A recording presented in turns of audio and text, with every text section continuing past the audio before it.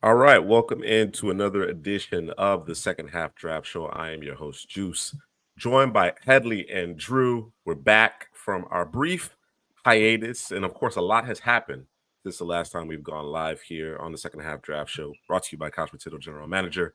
And we're going to touch on that. But before we get into our 7 round mock drafts, which we obviously have slated for the Pittsburgh Steelers, Los Angeles Rams, and Miami Dolphins, we do want to touch on the teams that we've already done 7 round mock drafts for in terms of what they've done in free agency to this point. So we'll spend a little time on that.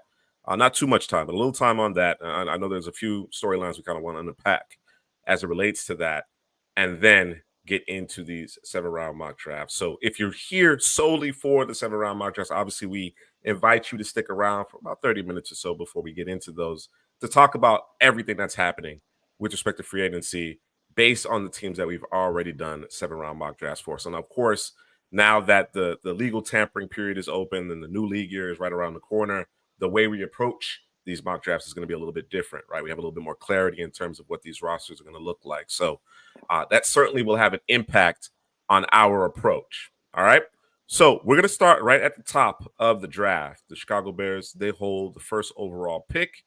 And of course, they've been busy, but the big, I guess, chess piece here as it relates to trading and free agency is the first overall pick. Obviously, we've discussed that quite a bit, and then of course, what happens with Justin Fields. So I want to start there actually before we even get into what Chicago has done to this point. I really want to start there and get you guys' thoughts on what you kind of expect. Of course, the landing spots are kind of evaporating as it relates to where they could send Justin Fields. So how do you think it plays out, Headley? Man, all the teams that we thought were in on Justin Fields, Atlanta went and got Kirk Cousins. The Steelers signed Russell Wilson.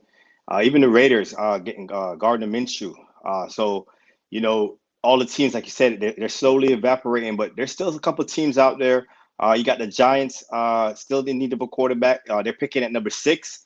So, I'm thinking maybe that's a J.J. McCarthy pick. Don't kill me, D-Kid, but I'm thinking that might be the J.J. McCarthy pick right there. And then there's a couple other teams, the Broncos and the Vikings. The thing about the Vikings is I don't think the Bears are going to trade Justin Fields to the Vikings, division rivals. I just don't see it. So it leaves the Broncos and, Juice, you mentioned it earlier, the Seahawks. The Seahawks is a good landing spot for Justin Fields. So I think those are the two teams kind of right now still in on the Justin Fields thing. But yeah, man, I don't know, man. Like you said, if they keep him all the way up to the draft, they have to trade him before. They don't want to divide that locker room because I think the pick will be Caleb Williams at 1. So, I'm thinking the Seahawks, the Broncos, and maybe the Giants as 3 destinations for Justin Fields. And I just don't think I think the Bears want more than what teams are trying to offer right now. We were talking about maybe a 2nd-round pick. I'm thinking it's more a 3rd or 4th-round pick right now to get rid of Justin Fields. So, we'll see, man. It's very interested. I like the moves, like you said, they did in free agency, but Justin Fields is still on your roster, and they're going to have to trade him before they draft Caleb Williams. Go ahead, Drew. Let me hear what you have Yeah, to say about it. I don't know, bro. Yeah, I feel like the they're they're mystery they're at in a this rock point, and a right? hard place. Yeah, Mm, they're in a rock and a hard place because, and I guess maybe it's one of those. It's they have a good problem, right? But I sure. know that they want more than what they're going to get for Justin Fields. Like Hadley said, maybe now it's a 3rd-round pick, right? Maybe just maybe we'll find out weeks or months down the line that they had a Carolina Panthers Rams deal on the table and they felt like, hey, we can get more. I hope that is not the situation or the case. I doubt that, but you never know. But I don't know, man. I'm kind of like,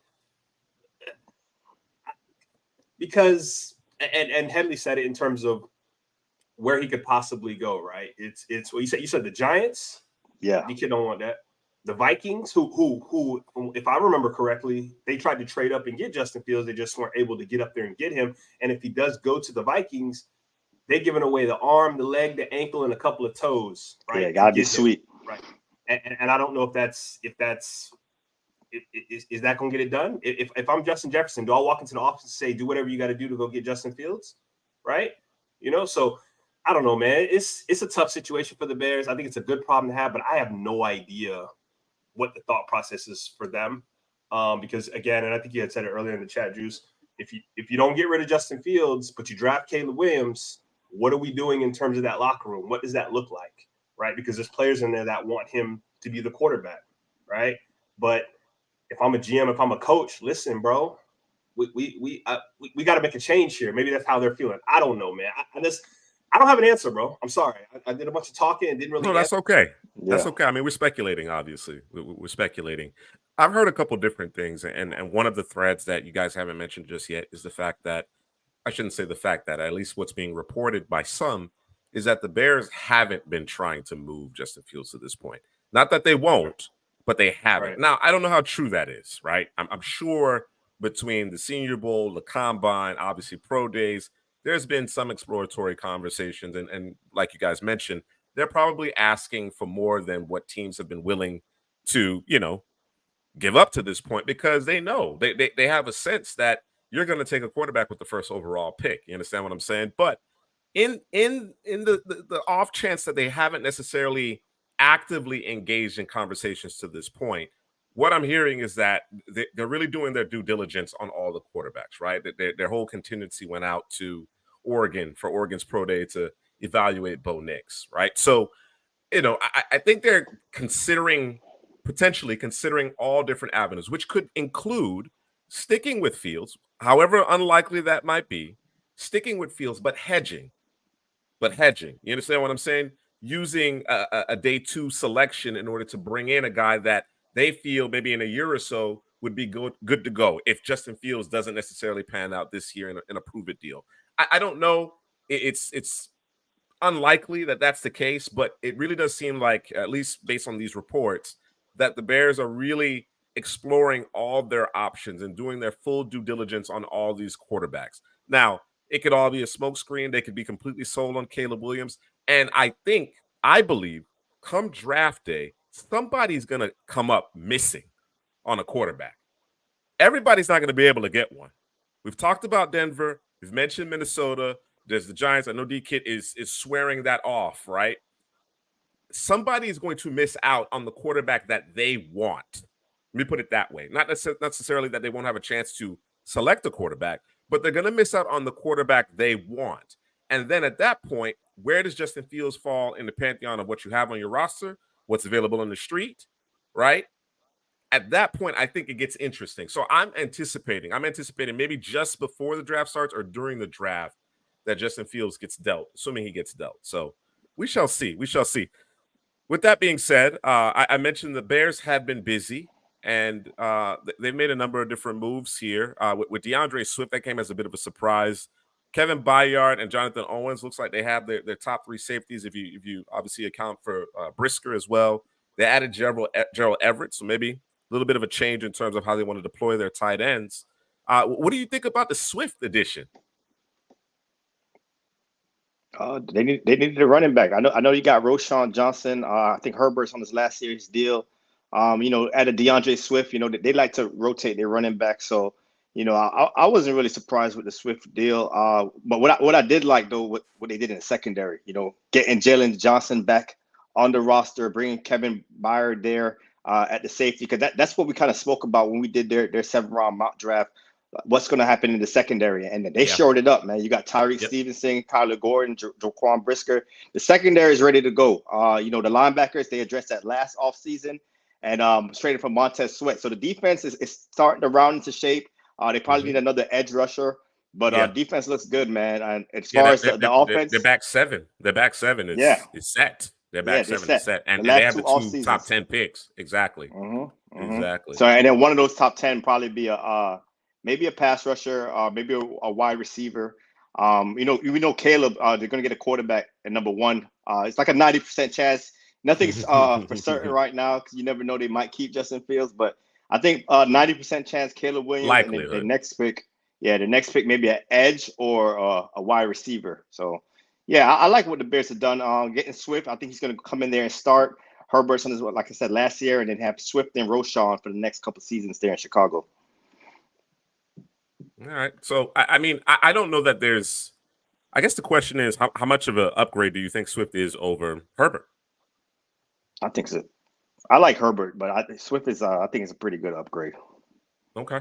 Okay, significant enough to make that commitment financially. So I understand where you're coming from. And to your point, I think it really needs to be stressed that Chicago has done a really good job of arming themselves on the defensive side of the ball. Like I said, the back seven is in place. They have opportunity to go ahead and round out the entire defense at every level here. They can use one of those, the ninth overall pick in all likelihood, in order to get that edge. I know that the idea, the thought is receiver, and perhaps if one of our top three receivers, Harrison, Neighbors, Odunze, in all likelihood it would be Neighbors or Odunze, were available at 9, perhaps they prioritize it over the edge. But if those guys are off the board, I'm going edge. I'm getting a Dallas Turner, a Latu, a Jarrett Verse at that point. You understand what I'm saying?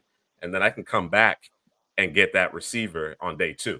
You know what I mean? Because, of course, it's a very impressive and deep class at the receiver position. So they're in really good shape, right? It's just we're just interested to know where that last domino falls as it relates to Justin Fields. All right. That takes us to the Commanders. And, of course, Dan Quinn has been busy. Dan Quinn and company have been busy. They brought in a lot of familiar players, right, in terms of the coaching staff, whether they play for Dan Quinn or Anthony Lynn or your guy Kingsbury or whatever the case may be. They've really placed an emphasis on bringing in guys who already kind of know what to expect from this coaching staff to this point. So based on the moves that they've made to this point, what do you think about what the Commanders have done here? I'll start with you, Drew. Yeah, I think they understand. What do they say? It's they understand the assignment, right? Yeah. And where they're deficient and what they need, right? And we talked about it in terms of when we were drafting, it was trenches for them, right? And then after trenches, I think we kind of worked back to the second level and then the third level. We might have went back and forth in terms of trying to load them up there. But yeah, man, they got, looks like they got their guard and their center to shore up that O-line there in the center. Obviously, we're not sure who the quarterback will be, but they got the backup in, we call him Marcus Mariota. The disrespect, just as a backup there. And then in terms of the running back room, man, Austin Eckler, the boys, I don't think I ever would have seen Austin Eckler leaving out there in Los Angeles, but it's Los Angeles, right? The Chargers, Los Angeles Chargers. Yeah, Chargers. Sure, yeah. Right. Not San Diego no more. They added there. I'm super checking, just making sure. Just making sure. And they got themselves a Doris Armstrong in terms of that edge, which I think they got a little bit more work to do at the edge position. And then I'm not familiar with Frankie. Is it Louvu? No, I think that was their best pickup on defense. That's their best pickup. Louvu was a baller, bro. He showed out last year in Carolina, tackling machine. I'm sure Carolina is going to miss him a lot. Him and Jeremy Chin. They got him and Jeremy Chin from Carolina. So, you know, I really like Louvu. I think it kind of shores up that second level next to Davis. We'll see more with Davis. Give him another year. But I do love the Louvu pickup, the Chin pickup. Doris Armstrong, I think he's an underrated pass rusher as well. They picked up Farrell. You know, he's a top 5 pick. So we'll see if a new location does him any justice. Yeah, so far, yeah, he's a bust right now. I'm just checking in. He's top 5 pick, man. He actually had a yes. He's had a better season this past year. Yeah. So we'll see. And then the offensive line, that was the sore spot last season for these boys. So the interior, it seems like a lot of teams are prioritizing the interior of the offensive line. So, you know, getting your guard and your center right there. I still think they need a left tackle. I think left tackle is a position they need of need for the Commanders. But, you know, they're off to the right track, man. They're going to pick a quarterback. Probably, it's all likelihood, probably Jaden Daniels. That's my guess right now at number 2. But, you know, I like what they did in the offseason, man. They got a whole new regime, new head coach, new GM, new everything, man. So they're spending some money getting their type of guys in the locker room. So, you know, they're heading on the right track. Well, they went into it with, I think, over $100 million or close to $100 million. So they had no choice but to spend the money to get to the damn floor. So, yeah, I think they did a solid job because anytime you go into free agency, you're either trying to fill a hole or two, or you're trying to go into the draft where you're like, okay, we're not pigeonholed to a specific position, unless in their case, it's going to be quarterback in their position to draft, essentially the guy that they want outside of, you know, the first pick overall. So. I see we got some Fins fans in the comments, man. We welcome everybody in. Good to see you, Dana. Welcoming everybody in. As I mentioned at the very top, we're spending a little time here, just a little bit of time here, another 15 minutes or so, talking free agency based on the teams we've already done 7-round mock drafts for. So we're going to get to the 3 teams slated for this evening here shortly. All right, let's turn our attention to New England. They have the 3rd overall pick, another quarterback needy team. And to this point, you know, they brought in some familiar faces, some guys with skill sets that, you know, we've grown accustomed to New England prioritizing, i.e. Antonio Gibson. But Mike Onwenu is really the guy, is really the crown jewel of this group here, because, you know, they already had question marks along their offensive line, and they retain one of the better guard or even tackles if need be potentially in this particular free agency class. What are your thoughts on New England thus far, Drew? You know, I don't pay attention to New England, bro. You know, I just sit back. There's a couple teams I don't, you know, because I don't pay attention enough to know what's going on over there. So I'm a bow out, man. I'm a bow out. I know offensive line wise, I know they need some help. Look at the names on the screen, Drew. Look at the names. I see it, man. But listen, I'm a wait and see approach, because that team to me is very, very interesting in terms of your boy Mayo. He's bringing in a bunch of players that he wants to be coaches, right? I don't, and guys who are very young. So I'm just sitting back watching, bro. I want to see how this, because to me it's kind of a project, bro. I'm just sitting back offense, watching bro. man. The offense is challenged, bro. The roster on the offensive side is probably one of the worst rosters. The defense is pretty solid. They got a lot of solid players. Barmore, Judon, like the chat said, they brought back Uche. What they said.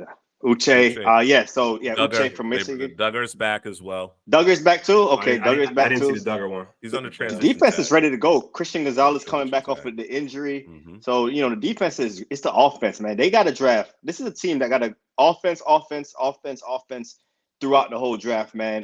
Wide receivers, offensive line, the quarterback, they probably get him at 3, looking like Drake May right now. We'll see if they trade out. Maybe they don't like Drake May. They trade out to a team that's in need of a quarterback, acquire some more picks, and maybe they get a Penix later on.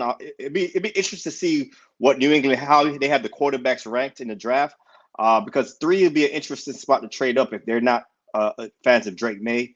But yeah, the offensive side of the ball, man, they need a lot of help there. So that's where they need to attack once the draft comes. All right. Did they bring back the team that holds the 4th overall pick? We're moving on. No, you don't get to talk about New England. You talk about this. You don't pay attention. You're just gonna watch it. We're moving on. My bad. All right. Amen. Dana's Cardinals are up here. They're bringing your boy Headley, or not you Headley, but Drew, Sean Murphy Bunting, add him to the secondary. I guess that's their nickel. You know, we were talking about Garrett Williams perhaps playing their nickel, but it looks like Murphy Bunting is probably their nickel here.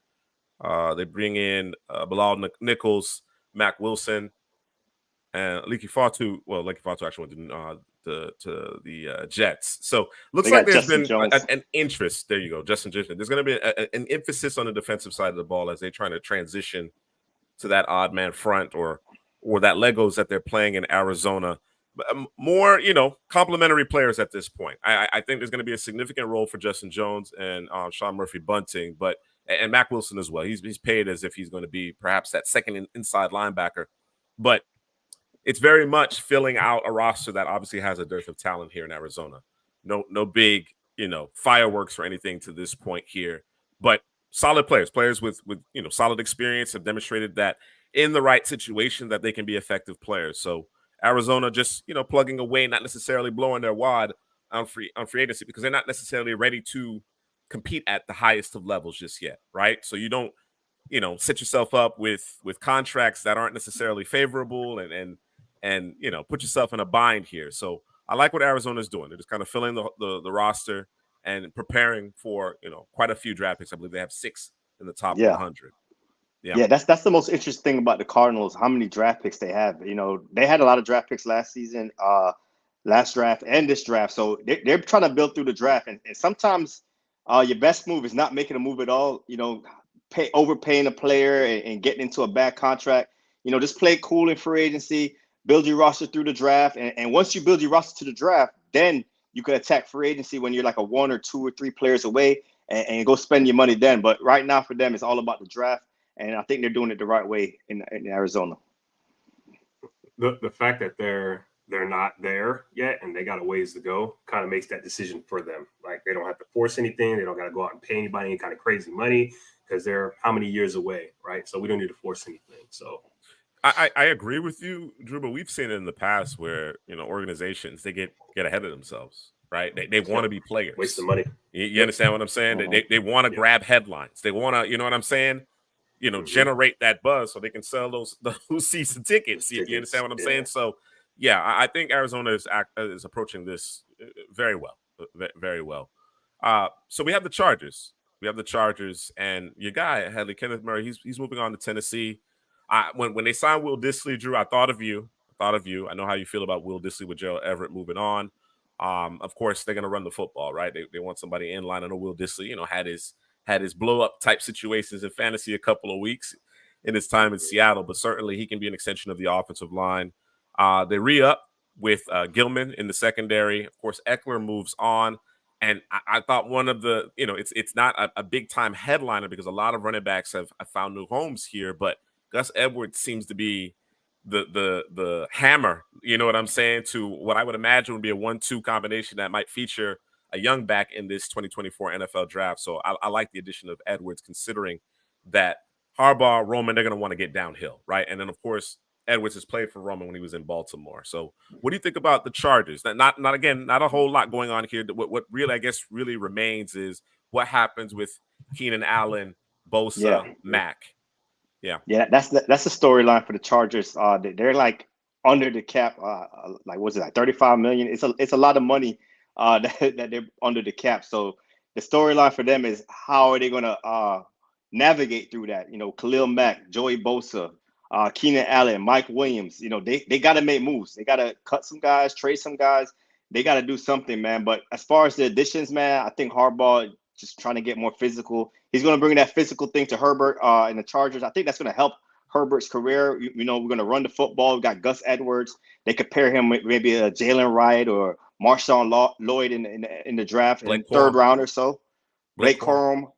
Yes, somebody else in the third round, I think. And then offensive line. I think they're still going to improve that offensive line in the draft. And they brought in Will Dissly. He could block. He could do things like that. So, we're going to run the ball here, and we got to get from under some of these contracts. So it'd be interesting. I think it's going to be a lot of news on the Chargers in the next coming days or so.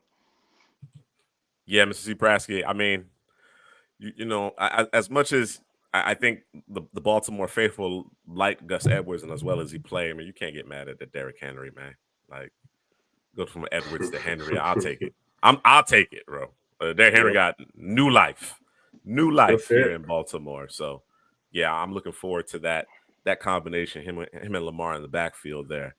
D-Kit's Giants, man. They have obviously been quite busy in the early goings of this new league year. I mean, the new league year hasn't even officially began, and the Giants have done a ton here. I think namely what they've done along the offensive line. Obviously, that has been a big sticking point for the Giants here.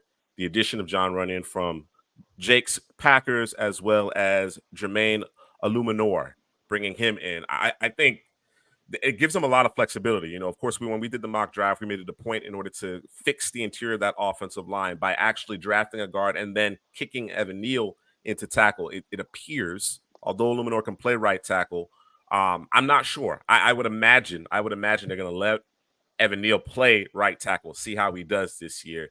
If D-Kid, if you have other information on that, please let us know. But I'm assuming they're going to give him an opportunity to play right tackle. And then, of course, we could talk about Xavier McKinney, the big deal he got from Green Bay, as well as Saquon Barkley going to Philadelphia. But the trade for Brian Burns, I think, is more significant than both of those situations. So your thoughts on what the Giants have done to this point, Drew? Yeah, man. I was shocked, first of all, that they weren't bringing back Xavier McKinney. I hit D-Kid up on Twitter. I said, yo, man, what's up? What y'all doing, man? D-Kid said, listen, we got other concerns, and safety. You so far away from the football, that's kind of tertiary, as Juice likes to say. So, we got some other concerns in terms of the offensive line, the defensive line. And I'm not gonna say they shored up the defensive line, but they sure as hell made a big ass dent in that defensive line. And offensive line wise, like you said, they're gonna work that thing out in terms of trying to figure out what we're doing with Neil. Looks like you're saying it's a short lease, I guess, right? So we'll see what happens there. But they can make some swaps and make some changes if need be by swapping Illuminor and Neil if they need be in terms of pushing him to guard, just swapping them boys out. So I think that's an easy fix there. And then they didn't get a running back, right? No running back. Nothing Singletary. They got Devin Singletary. Oh, Singletary. I missed it. Okay, my bad. D-Cut, I got a question for you, man. Is Barkley a traitor? You on that Tiki Barber bandwagon? You got that kind of hate, bro? I'm just asking. Just asking for a friend. What's wrong with Tiki, man? Barber said Saquon said Tiki hated him from the start, man. Saquon said he always had something wrong with him, bro. Something wrong with Tiki, man. I don't know what his problem is, man. Too many hits. Rondé's so cool. Rondé's so cool, bro. And he takes things too seriously, bro. Yeah, he takes stuff too seriously. He takes himself too seriously. Yeah, for sure. Drew Lock comes in. I guess Daniel Jones will be a post June 1 cut. I thought he might end up on the roster this year just because of the cap hit, the dead cap number. It's a bit more palatable next year, but I guess they're severing ties immediately. They're not wasting time there. So obviously we expect the Giants to be looking at quarterback, perhaps trading up to ensure that they get their guy. If they wait at 6, I think D-Kit's guy is going to be there. I think Penix is going to be there, bro. Mm-hmm. You know, I just don't think it's going to be Penix. Unfortunately, I'm bullish on Penix. I think we all are bullish on Penix. We like Penix more than JJ McCarthy, but it seems JJ McCarthy may be the third or fourth quarterback off the board in this draft. So we shall see. We shall see what happens there. At 6, or actually that was 6. At 7, we have Tennessee. Let's see what the Titans have done to this point. Another team that obviously needed to work on the offensive line. They've let the offensive line deteriorate over the last couple of off seasons, and Lloyd Cushenberry should come in and help with that situation. Of course, they've struggled to stay healthy at corner, get good play from their corners.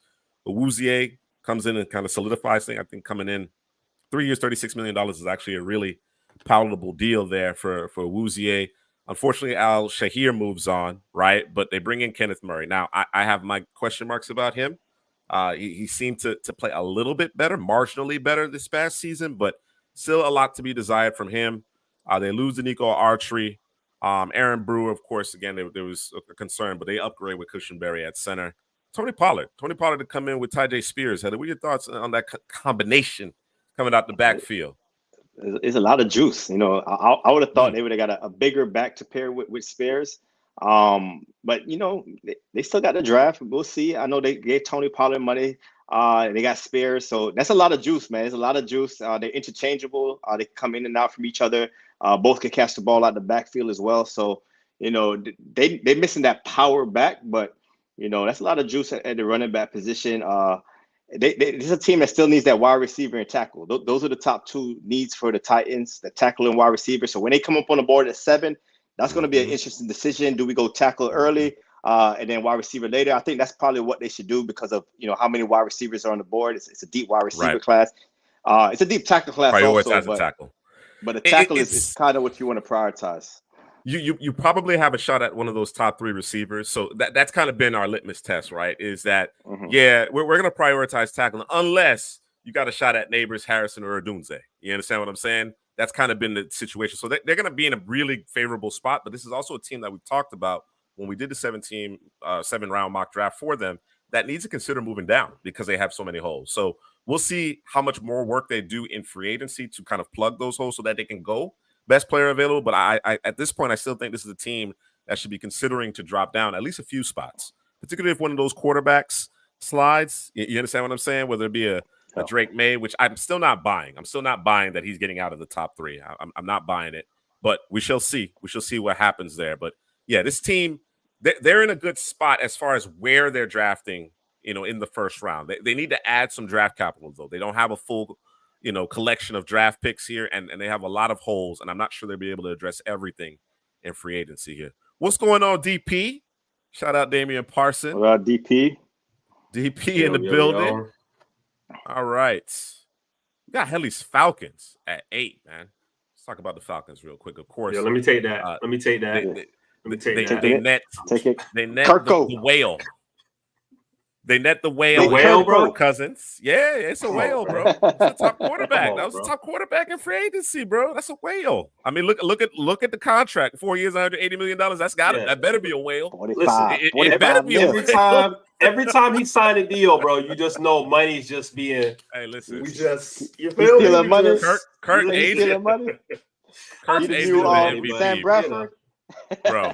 I don't think he's stealing money. I think not last year, but the year before, I think he actually had a good season. I think the issue was the defense was terrible, right? And so just kind of brought them boys down, and then obviously he gets hurt last year. So, yeah, I like it for y'all.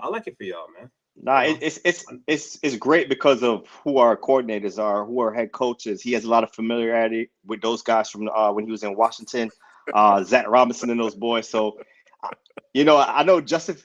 He is floating on that money. He definitely is. Big Kirko, he got it, man. But yeah, man. I like it. I like it with the fit, the system. Atlanta, they want to win right now. So you got Drake London, Kyle Pitts. I do like the Mooney addition also. I thought it was a lot of money for Mooney, but I always like Mooney as a player, man. How he could win. He just never had a quarterback to get him the ball deep. A lot of inaccurate throws. I'm a Justin Fields guy, but he missed him. He missed him a lot deep down the field. He might have lost some confidence over there in Chicago. So him and Kirk Cousins, I do like that connection with London. The offense is ready, man. So I think it's defense for the Falcons at 8. And they got 4 picks in the top 80. So they could do some work in the draft on the defensive side of the ball. I want Rome Odunze. I've been saying I want Rome Odunze at 8. Hopefully, he'll be available for me right there. Him or Neighbors. Malik Neighbors, Rome Odunze. I know we signed Mooney, but if I could get one of those receivers with Drake London and Mooney, man, yeah, I think that'll be a home run for Atlanta. I did, D-Kid. I did. We didn't spend a lot of time on it. Not as much time as we probably should have, but I definitely mentioned the Brian Burns addition. In fact, I said that was the biggest addition that the Giants made. That was huge. A home run. You know, D-Kid. You ain't give my team the love they deserve. You know what I mean? Well, they gave up a second and a fifth to get him. Yeah, that was great. Yeah. Florida State. Type of talent we produce. Here we go. That's the type of talent we produce, bro. And you know what though, Headley? DP, I actually saw him on Twitter or the X. Let me put it that way. The X. He mentioned even with the signing of Mooney, go receiver as well. Yeah, he mentioned I like it. Well. If Rome Odunze or Malik Neighbors fall to Atlanta, it's that conversation again. It's that conversation again. Gotta go get it. I know we've been linked to Dallas Turner. Go get the receiver. Go get the receiver over Dallas Turner. Go get him, man. There's a little bit of a change there from Headley, because Headley's been pounding the table for that pass rush, right? That he's been missing that pass rush, right? Since John Abraham, Vic Beasley one big season. You know what I mean? He's been missing it. So, but I get it. With those 3 receivers, I think you gotta consider it, despite the fact that you need more teeth in terms of your pass rush. So I certainly understand that. All right, let's go to 10 here with the Jets, who have been quiet. He just an added piece, bro. He just a deep threat. We just need somebody to run down the field. I think the Falcons absolutely needed that. They needed somebody to clear things out for Pitts and London. You understand what I'm saying? Yeah. And I think it was a good addition from that perspective. But I agree with you. I think they could stand and improve. My thing is that, and again, we make the exception for those top 3 receivers, right? And again, for us, it is Harrison, Neighbors, Odunze, Neighbors, whatever order you might consider there. But the receiver class is deep. That's the thing. It's one of the 2 perhaps deepest positions in this class. You understand what I'm saying? So do you perhaps give yourself an opportunity to select the best defensive player in this class, right? Or best pass rusher in this class, whether you feel it's Latu or Verse or Turner, whatever the case may be, and then go back to receiver on day 2. I think it's a legitimate consideration, considering the depth at the receiver position, but I get it. I understand. Nah, those are 3 guys right there. We wanted one of those 3 guys, bro. And if you know what they could do, we got draft capital, man. If Latu starts slipping down the board, trade up, get Latu in the first round, add him with a Rome Odunze or Malik Neighbors. Yeah, I like the sound of that for Atlanta. Chill. You like that? You see what I did there? No. Latu with Rome? All right. So the Jets haven't done much here. Of course, they lose Bryce Huff. to Philadelphia. So Philadelphia tooling up. I mentioned they brought in Lekufa too. I thought I saw earlier today, maybe this hasn't been updated yet, Kinlaw. Yeah, there it is. It's on here. Kinlaw being added. We just don't have the details with respect to his signing. And John Simpson. I think John Simpson is a significant addition. He may not necessarily be a needle mover per se in the eyes of most, but they have a litany of issues along their offensive line. Obviously, they have an older quarterback here who doesn't move quite as well as he once did. You know, Breece Hall has done amazing things despite the fact that they've had a lot of injuries up front. But I think Simpson actually comes in and he comes in and helps stabilize this thing to a certain degree. They still have more work to do, but I think Simpson was a shrewd addition considering that they're not big players in free agency. All right. Who we got at 11? Is that Minnesota? Minnesota. Yeah, DP, we got to work on that, man. Yeah. We got to discuss a mock draft or two. Yeah. All right. For sure. It'll probably be one of these big boards that we work on. So, for sure. Don't you worry about that. It's going to be a question of whether or not you have availability, DP. Don't you even worry about that. That's what it's going to come down to.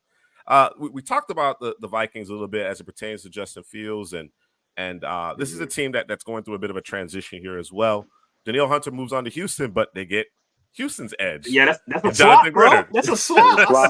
I seen him go to Houston. I said, damn, is that mean Grenard is out? And I guess obviously that's the case. Makes sense. They added Blake Cashman, another former Texan as well, with Jordan Hicks moving on. And then Aaron Jones. Aaron Jones, you know, the Packers were working on a deal with Aaron Jones, who's still playing at a high level. I guess it didn't work out. Josh Jacobs enter Josh Jacobs, and now Aaron Jones is going to stick it to the Packers a couple times this season here. So a few moves there. And of course, they brought in Sam Darnold as well. So I'm not sure. I think they're bringing him in, you know, to be the backup. Ultimately, they're bringing him to be the backup. But depending, as I mentioned before, I don't think every team is going to get the quarterback that they want. There's no chance, right? It's a musical chairs type of situation. You understand what I'm saying? Somebody's going to be left out in the cold here. So the Vikings, they obviously need to kind of prepare for, you know, the worst, right? Hope for the best, prepare for the worst with respect to their quarterback room. And then, of course, you know how that impacts the Justin Jefferson situation. That's something that we have to keep our eyes on as well. I think next up we had the Saints. Where is NO here? What have the Saints done to this point? Been quiet. Jameis is in Cleveland. Don't got much money. Yeah, they don't have the cap room. I think Marcus May just was released. Willie Gay. They did bring in Willie Gay with Zach Bond moving on to Philadelphia. So quiet for New Orleans for obvious reasons. Very, very rough cap situation for them. Denver. So there's another team that I've mentioned, and Heather, you mentioned Sean Payton may not necessarily be in the market for Justin Fields, but this is another quarterback needed team. They decided to pay Russell Wilson to go away. I'm sure that Sean Payton covets one or two of these quarterbacks in this draft class, but again, is he in position to actually get one? Do they have the ammunition, considering everything that they gave away in order to acquire Russell Wilson? Can you do that again? Because I don't know that this team is this team ready. They played defense last year. No Justice Simmons anymore. They played some defense last year. Is this team ready, do you think, to go all in on a quarterback? I don't see it. I don't think so. I think they need a couple more pieces. They got to do their work on those other three quarterbacks, whether it's McCarthy, Bo Nix, Michael Penix. You know, we love Michael Penix over here. So, you know, if they could stay still at 12 and draft for Michael Penix, I think that'd be a perfect scenario for them. But I don't see them, trading and moving up and doing all of that again, because, yeah, this team, they need some work, man. They need their picks. They need all the picks that they could have. For sure. All right. Who's at 14? Indy? Is that Indy? Or are they at 15? Who's at 14? Oh, 15. Raiders. Yeah. 14 is the Raiders, right? Maybe 13. I don't 13 is the Raiders. 13 is the Raiders. Yeah, 13 I may be off on the order. All right. You swapped them. Christian Wilkins, man. There's a whale for you. Him and Max Crosby on that line together. Ooh, man. That's going to they don't come off the field either. They don't come off the field. No, they don't. They play a ton of snaps. So of course Josh Jacobs moves on, but you know, I didn't see them, you know, making that work after the franchise tag. They bring in Gardner Minshew. So again, this is another team that's looking for, their guy at the quarterback position. Luke Getsy's there, so I'm not necessarily considering the Raiders a good fit for Justin Fields. Gardner Minshew certainly will. I imagine he's a favorite to start, considering that it's just him and Aiden O'Connell at this point. But we'll see what they do in the draft. They may decide to get aggressive, or perhaps look to add an arm on day 2 or day 3 in this draft as well. I mentioned Illuminor moving on to the Giants, so they have a little work to do along their offensive line. We can't lose sight of that. And Meek Robertson is in Detroit as well. I like what Detroit's done. All right, we haven't drafted for them, so we won't Carlton get into Davis. it. But I like what Detroit's Carlton done to Davis, this point. Yeah, and they got was it Marcus Davenport too, right? So I think they've done a good job. As well. Yeah, Jake. I don't know, man. Was that a money thing? It must have been. It had to have been. Yeah, they brought in Jacobs, so I guess he was expendable, but a little bit older. Keep them both. And I guess excuse me. I guess the asking price was too rich for Green Bay's blood, right? Because they're expecting him to take a pay cut. Effectively, he still had a year on his deal. They're expecting him to take a pay cut. You know what I'm saying? And then he goes to the division rival Minnesota. Yeah, that's going to hurt. It was the finger, bro. It was the finger. Yeah. Indy, they re-up with Grover Stewart and Kenny Moore. Those are two significant signings there for sure. As I mentioned, Gardner Minshew moves on to Las Vegas, bringing Raekwon Davis, Tyquan Lewis. So they're adding bodies to that down line, right? We're still looking for that guy who can consistently affect the passer outside of DeForest Buckner, but they've added some more pieces there. Your guy, Zach Moss, ends up in Cincinnati with Joe Mixon being traded to the Texans, Headley. So good football player, but Jonathan Taylor is back. Based on what the Colts have done to this point, what do you prioritize in the middle of this first round here in Indy? They signed your boy too, right? Who's that? Michael Pittman? Yes. Yeah, they brought him back. A 3-year deal, 40. I forget how much it was, 41 million, I think, something like that. Yeah. So it's because the options were what I think it might be. This might be the Brock Bowers. This might be the Brock Bowers. Is it not the Brock Bowers? They don't got. Yeah, I think so. Yeah, Brock Bowers would be an excellent addition for this football team. If he falls to them, it'd be hard for me not to pick him. I know you got issues at edge, corner. I think those are probably the two top priorities for them on the defense side of the football. But man, it's too hard to pass upon Brock Bowers. He's a top 3 player in this class for us. So if you could go there with Anthony Richardson, Jonathan Taylor, and those boys, that's probably who I would select there for the Colts. All right. I'm not mad at it. Who's up next? Was that Seattle? That Mr. C. Brassey's Seahawks next? Seattle. All right. Yeah, this is the Michael Penix pick, just so that we know. Lock it up. Penix pick? Yeah, this is it. I think everybody thought for certain that Patrick Queen was going to end up in Seattle with his former defensive coordinator, now head coach of Seattle, and he lands in Pittsburgh. So as they say, he playing for the ops now. Yeah, you know what I mean? Jordan Brooks signs with Miami. Of course, Bobby Wagner is no longer in Seattle. So clearly, the second level of their defense is still a huge need, and it actually worked out very well for our 7th-round mock draft for Seattle. Go ahead and check that out under the live section. You know what I mean? We went with Junior Colson and Peyton Wilson on day 2 for this Seattle team. So they definitely going to have to address the second level of their defense. The re-up with Noah Fant, it'd be nice if they actually use them. I don't know that they will. Special teams ace DJ Dallas is gone. That's the ace. You know what I mean? But he didn't give you anything from an offensive perspective. He didn't add anything, to your offense. Bro. So he became expendable. What? Why are you talking about Why are you talking about special teams player, bro? You know why? From the bro. You trying to sneak that in there? Bro. I heard it. No, I heard it, bro. I was gonna let him do it, bro. I was gonna let him have it, bro. Let me live, bro. Absolutely not. If you're special teams, I give you the nod, but he get like two seconds of TV time, bro. 2 seconds. I think obviously the trade that they made for Leonard Williams, I think we had mixed feelings about the amount of draft capital that they gave up, or the quality of draft capital that they gave up, but they re-signed him. So you keep Leonard Williams into that fold. You had some question marks in terms of that down line.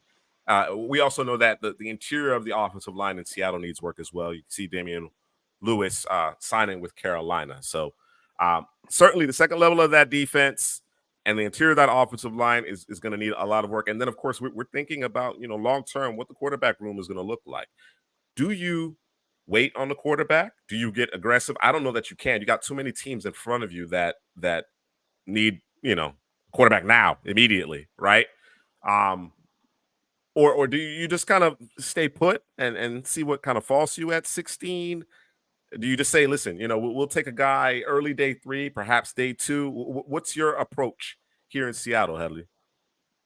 We spoke about it earlier. This could be a good landing spot for Justin Fields. If the Chicago, maybe a 3rd round pick, 4th round pick, if they want to give up Justin Fields for that, you could put him with Geno Smith. Geno Smith got like 1 more year on his deal. They could probably get rid of him after the next season. So yeah, I think Justin Fields is a good landing spot right here. Because I wouldn't want to trade up, because I think, like you said, Seattle needs a lot of work, especially on the offensive line, the interior of the offensive line. I don't even see a left guard on their roster right now, so they might not have anybody there at the left guard position, and then the second level linebacker position. I thought, yeah, they said, Patrick Queen might go over there, Geno Stone, but following Mike McDonald over there to Seattle, but they chose to stay in the division in the AFC North, so we'll see, man. Yeah, I wouldn't trade up for a quarterback here. I'll check out Justin Fields, see what Chicago is willing to give up. To trade. But other than that, yeah, I'll stay put. JPJ, Jackson Power Johnson. I think that'd be a great selection here for Seattle at 16 or 17. It's 16 or 17. Yeah. Let's take a quick look at Cincinnati, and we'll follow it up with Jacksonville. Let's update. Thinking. I mentioned Uzier moving on to Tennessee. Geno Stone comes in. I guess you'll find him next to a guy from Michigan. His name's escaping me right now. Zach Moss to pair with Chase Brown. And they bring in Mike Gesicki, which I thought was intriguing. I thought that was intriguing. A move tight end, a receiving tight end, a type of player that they just haven't necessarily had. Of course, they tried it with Irv Smith, but it never materialized with Irv Smith, unfortunately. Dealing with a number of injuries in his own right. So I wonder if Gesicki could add some special sauce to this particular offense. This is a team that we mentioned that if Bauer slide, do you prioritize him over the offensive tackle? I think it's clear. I think it's clear what the Bengals need to do and ultimately what they're going to do in this draft. I think the name of the game is to protect Joe Burrow. And of course, there's an ongoing saga here with T. Higgins being franchise tag and then requesting a trade, but it doesn't seem that the Bengals are too keen on trading T. Higgins. I get the distinct feeling that they're looking to make a run. They're looking to make a run. They want to push all their chips in the middle of the table. It gets really, slim at the receiver position after T. Higgins with Tyler Boyd moving on. So certainly interesting what's happening here in Cincinnati. And then a lot swirling around Jacksonville as well. A lot, right? They bring in Gabe Davis. The reports are that Calvin really wants to come back to Jacksonville. I know there's been some talks, some offers elsewhere, but he seemingly wants to remain in Jacksonville. And if you think about it, if they can swing it, you're saying Calvin Ridley, who's playing more of a slot Z role as opposed to an X, where Gabriel Davis becomes your X, and then of course you have Christian Kirk, who can kind of play that same slot Z role as well. I think that's a really impressive trio, especially when you consider Evan Ingram in the middle of the field. So your top 4 pass catchers with that group really looks good. So we'll see what happens on the Calvin Ridley front. Darius Williams actually was one of the few bright spots in the secondary for Jacksonville last year. He actually is going back to the Rams in a bit of a cash dump. He's re-signing with the Rams. I expect him to play well there. They bring in Darnell Savage. Moving on for Rayshawn Jenkins, I think from a cost perspective, it's good. They get a little bit younger.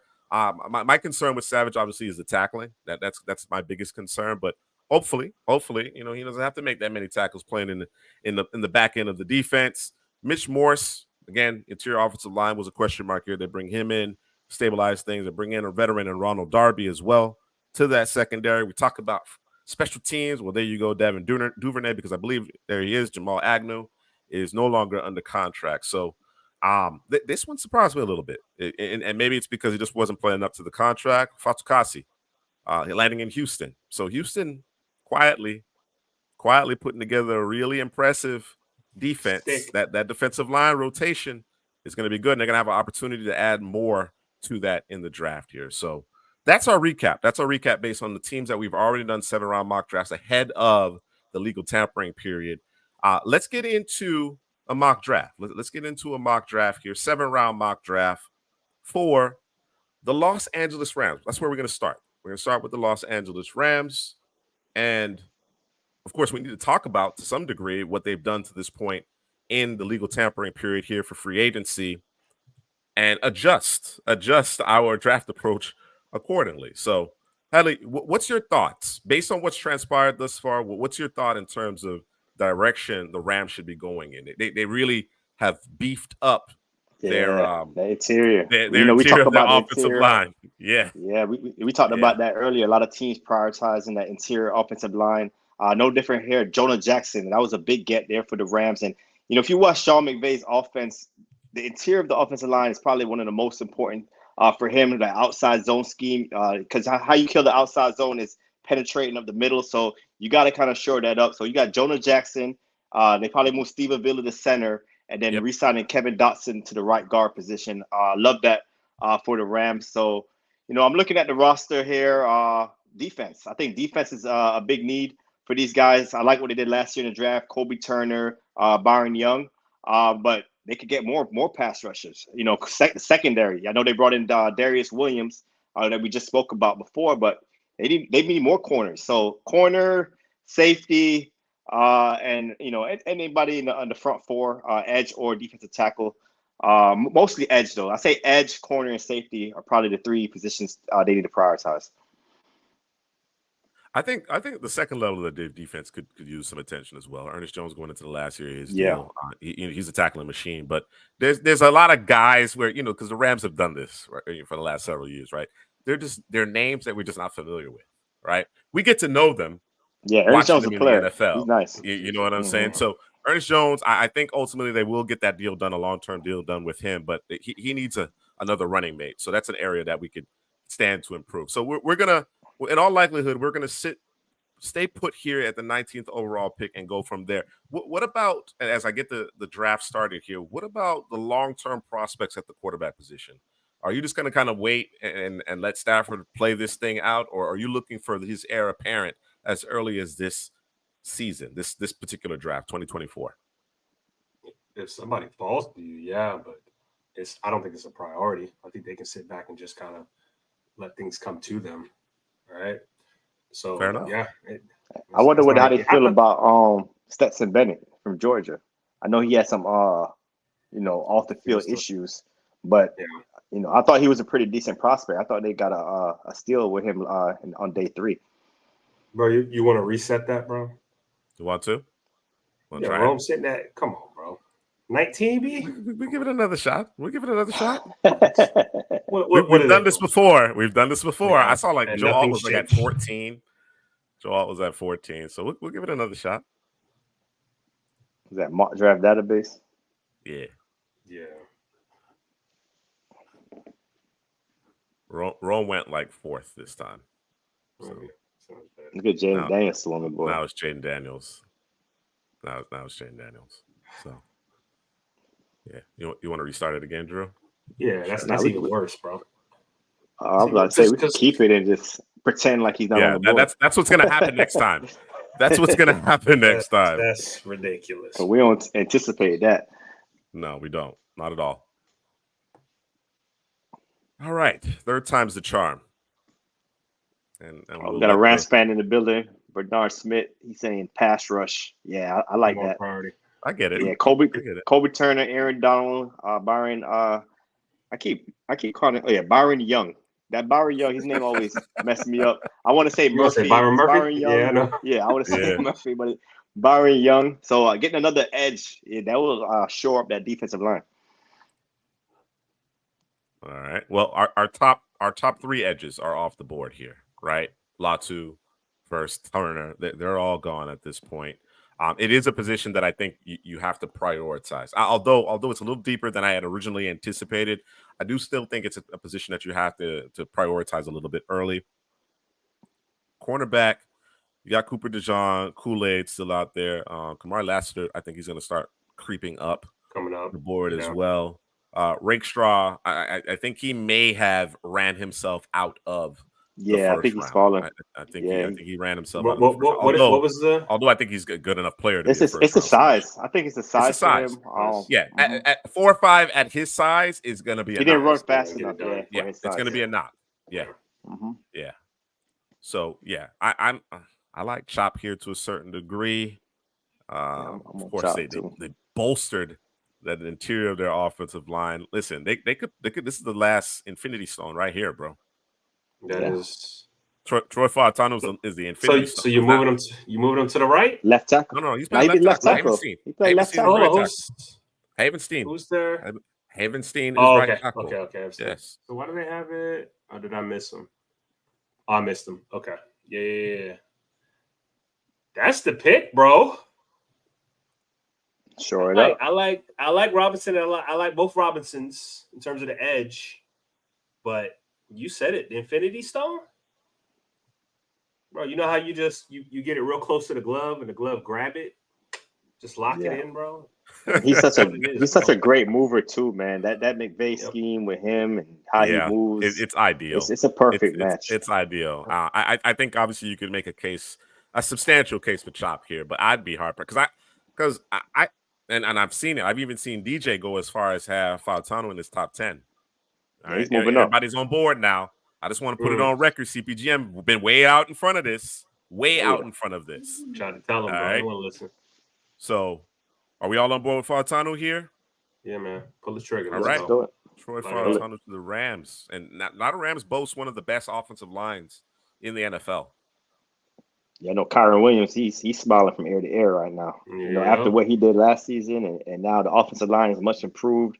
Yes, sir, Mr. Cooper still out there. Yes, sir. Yeah, we stamp it, bro. No. All right.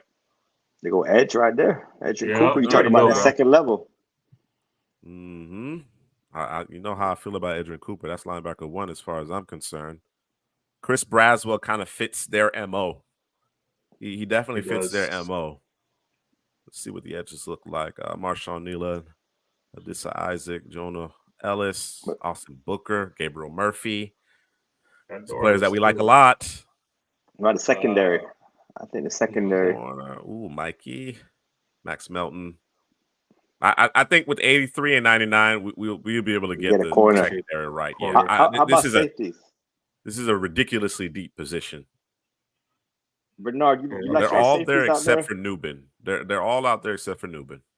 Because their safety right now is Quentin Lake, Russ They Yeast. like Lake. They like Yeast also? Not sure about Yeast. Bernard Smith would have to let me know. Yeah, let us know about if you free safety, because I'm sure there's gonna be some good safeties out there too. But you know what the pick is, bro. My vote is for Cooper. It's Edge Cooper. Yeah, it's Edge Cooper. My vote is for Cooper. So let's do it. And he's a guy too that could help your pass rush also. You know, Absolutely. he's a guy that come off the edge and get after the quarterback as well. Yeah, I don't see any. There's no real weakness in his game, right? I think obviously there's areas to improve, right, and get better as far as wasted movement and whatnot. But as far as being able to attack coming forward, sideline to sideline, and cover, I think Adrian Cooper has it all. I think he has it. He absolutely has it all. All right. A little bit of a run on the edges here. Jonah Ellis is intriguing, as is Gabriel Murphy. Yeah, Gabriel Murphy. He'd be great right there. Stand him up on the outside. Cam Hart, who's also climbing. Cam Hart is my preferred corner here. You got Kyrie Jackson, Kalen Carson, DJ James. Fell past the hundreds, bro. Hey man, people adjusting. Gotta adjust. Doorless. Listen, you can always use a doorless. I like. You can always use a doorless. I think we wait on. I think we go corner here, man. Corner. Go. Yeah, look at safeties. You don't like Jonah Ellis right here? I do, but I got Gabriel Murphy right there too. So I'm okay with that. Okay. Right? That's okay. The belief here is that these two players are much closer here. In fact, I believe we have Murphy over Ellis, if I'm not mistaken. Yeah, Murphy got the better size than Ellis. Even though I do like Ellis pass rush skill set, man. That spin move on tape, Jonah Ellis spin move, is crazy. But Murphy hands, I think that's what kind of separate him a little bit. Okay. So if you want to prioritize a corner and then come back to edge, who's the corner of choice? You already know who my vote's Cam for. Hart. Yeah, let's go Cam Hart, bro. All right. Let's do do it. On the board. Cam Hart, big physical. Let's go. We can run. Go Bishop. Safety run a little bit. Whoa. Bro, come on, bro. What do we do? All right. Falls to us perfectly here with Gabriel Murphy. Let's lock it up. They give us a B+. Tripping. Hey. What's the safeties look like right now? Just to see. Yeah. DTD. Let's assume DTD wasn't He's not there. Okay. Who would you prioritize among this group? That is changing. I'm not going to see on VI. You got Tyke Smith right there. He's more of a nickel, but he could play safety as well. You like Sion Vaki, you said, Drew? Yeah, I like him there. I like Malik Mustafa. And then somebody else just got picked. I don't know who it was. I think he was above, between Smith and it was Mustafa. Bo Braid. I think it was Bo Braid, if I'm not mistaken. Braid. Yeah. Was it quick? Jalen Carley's there, who's growing on me. This is 154. Yeah. All right, let's take a look at everybody. We got back-to-back picks. We do, and we got to offer. We got to offer to trade down 14 spots and add a 6th-round pick, but I don't know that that's necessary.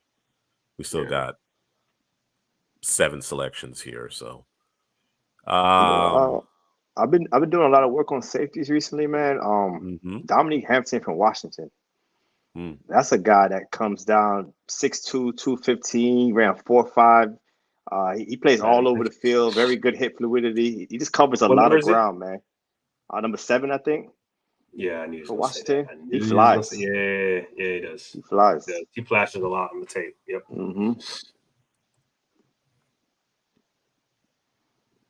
So got your boy Jalen Simpson listed as a corner here. He's a safety. Jarian Jones, Renardo Green, Nehemiah Pritchett, Dwight McGlethan. We could go back to corner. Mo Kamara, if you're looking to add some more teeth to the pass rush. Down lineman. Here's Christian Boyd, Miles Murphy, Marcus Harris, Jordan Jefferson.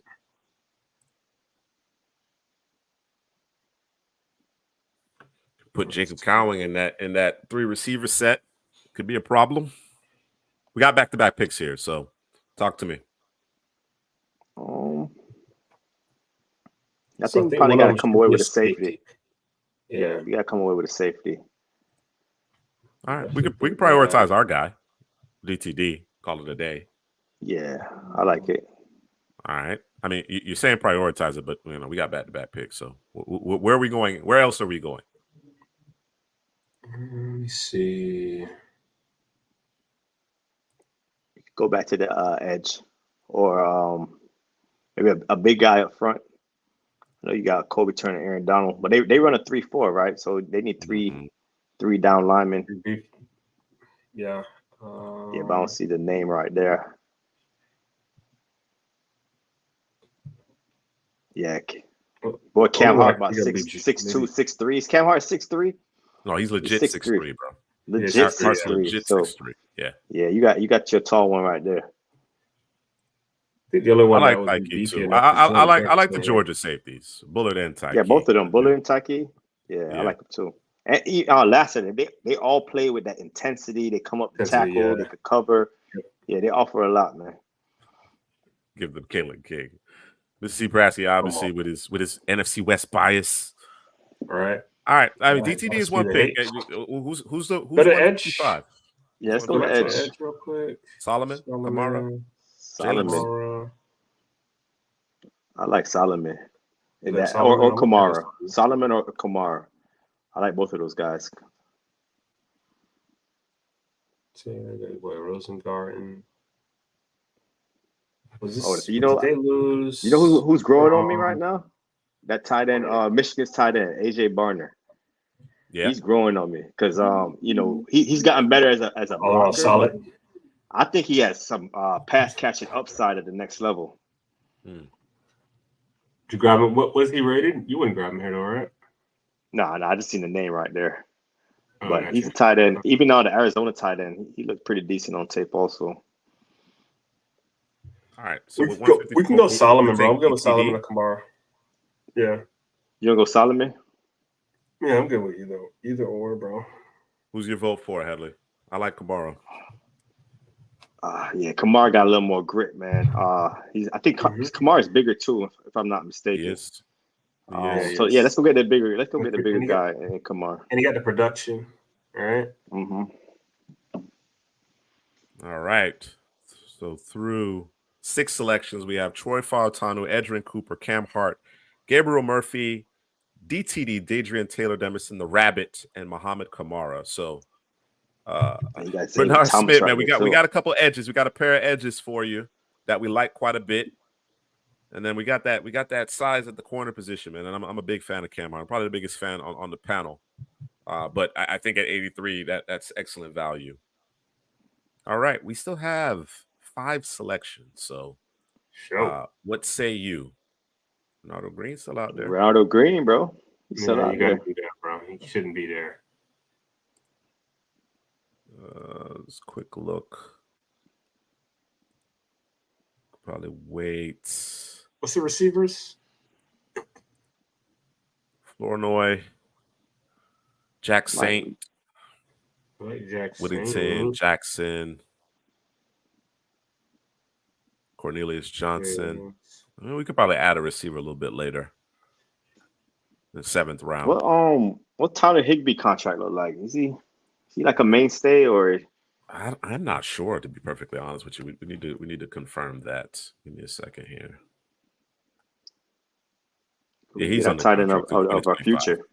Okay, he's on the contract in 2025. Remember, they got our boy Davis Allen that we like.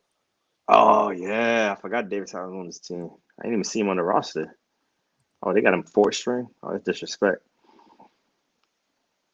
Oh yeah, I think based on value at this juncture, Ronaldo Green would be my suggestion. Either he or Dwight McGlothern. I like McGlothern. I like the ball skills from McGlothern.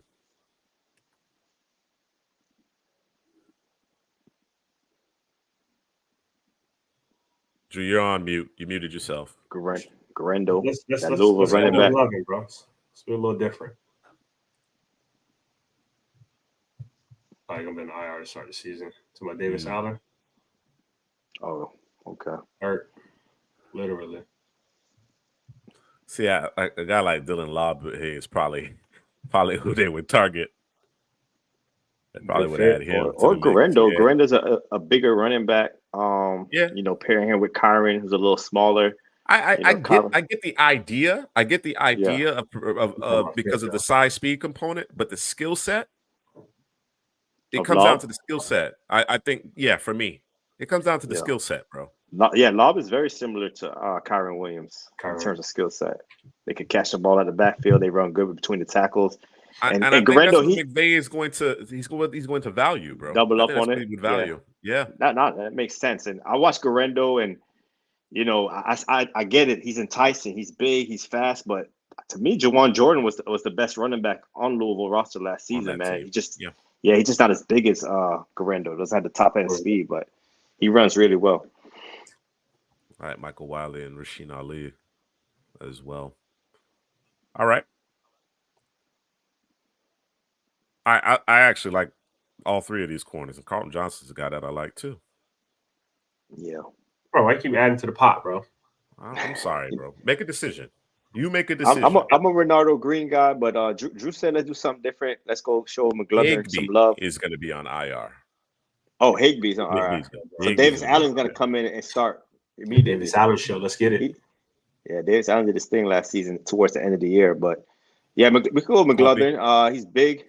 Plays zone defense really well. Attacks the football. I think he fits the scheme here. Right. And he's a bigger corner also. Yeah. They say they want some taller corners. Bigger than Ronaldo Green. Bigger with the ball skills here. Let's go Dwight McGlothern. we go. All right, 4 more picks here. I think they're all in the 7th round, or at least 3 of them are in the 7th round. All right. So we talked about, adding a back to this backfield. Obviously, Big old there's a boy right lot of there. attrition there. Dylan Mhm. Labe. That's gonna get long. And Jawad Jordan. And your boy Jawad Jordan there. Yeah. Linebacker. The Notre Dame fellas are still out Oh, there. there go my Plus boy Deloach. Tyrese Knight. Deloach moving up, man. That boy ran a Is your boy 4.4. Chambers. I wasn't expecting How big Deloach is to run a Deloach? 4.4. How big is Huh? Deloach? Does he play 4-4, He's bro? 235, huh? Yeah, You think Deloach is he that gets big? to the football. Hmm. Yeah, he's at least 230 something.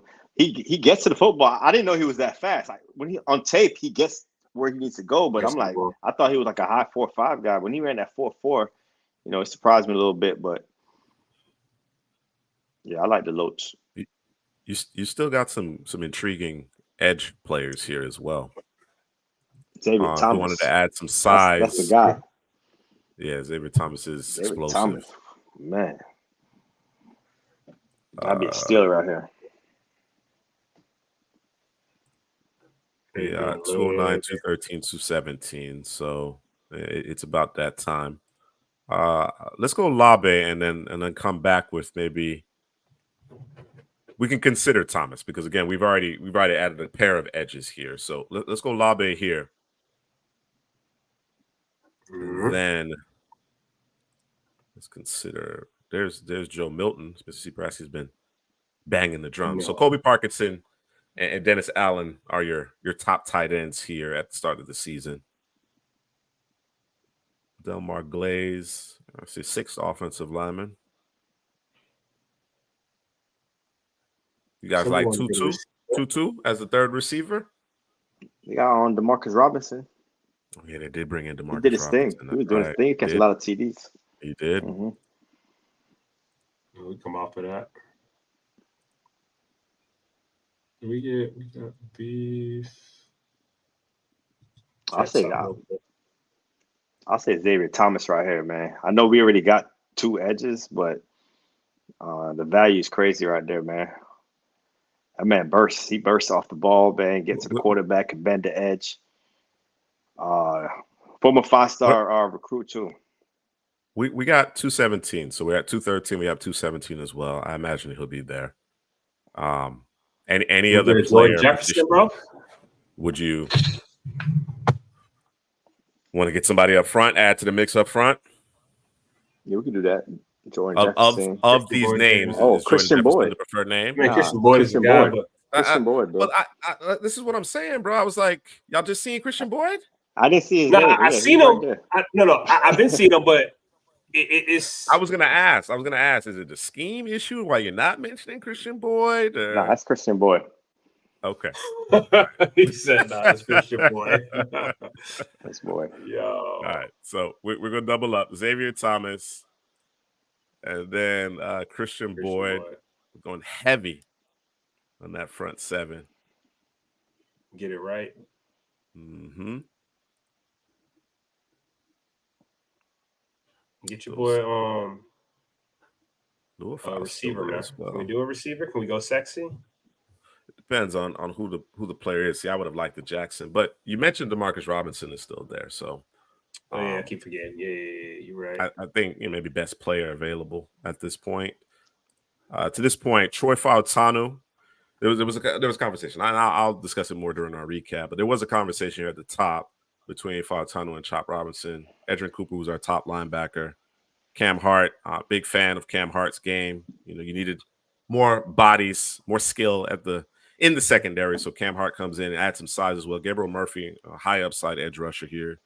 Taylor Demison is our 3rd-ranked safety. We like Mo Kamara a lot. Again, we're adding to the pass rush here. Dwight McGlothern is a cornerback that I really like. Yes, best in the zone, fits the scheme. And it's the ball skill. It's the ability to get his hands on the football, whether it be pass breakups, INTs, forcing fumbles. Is what I like. And he really cleaned up the penalties this past season. Dylan Labe is like a carbon copy of Kyron Williams, and not quite as explosive, but a carbon copy of him in terms of the skill set. Xavier Thomas, another edge player here. So I think we should be able to get after the quarterback. That rotation should be able to to affect the passer, and then Christian Boyd can play along that entirety of that defensive line. So with our last pick here, 254, here are your top players on the board. There's Barner. Going for a little foul. Go ahead and add that additional linebacker, call it a day. Yeah, I think that's where I'm kind of leaning. He's your third backer now, right? He backs up Jones and Cooper. What about you, Heather? What are your thoughts? I think stayed out there at linebacker. I think he's still out there. Tyrese Knights. Yeah, Deloach out there. You got to confirm his size for me. Nah, he's 215, 220. So he's under 230. He's small. Yeah, that's what I thought. That's why he's so damn fast. Yeah. 4'4". Little foul it is, bro.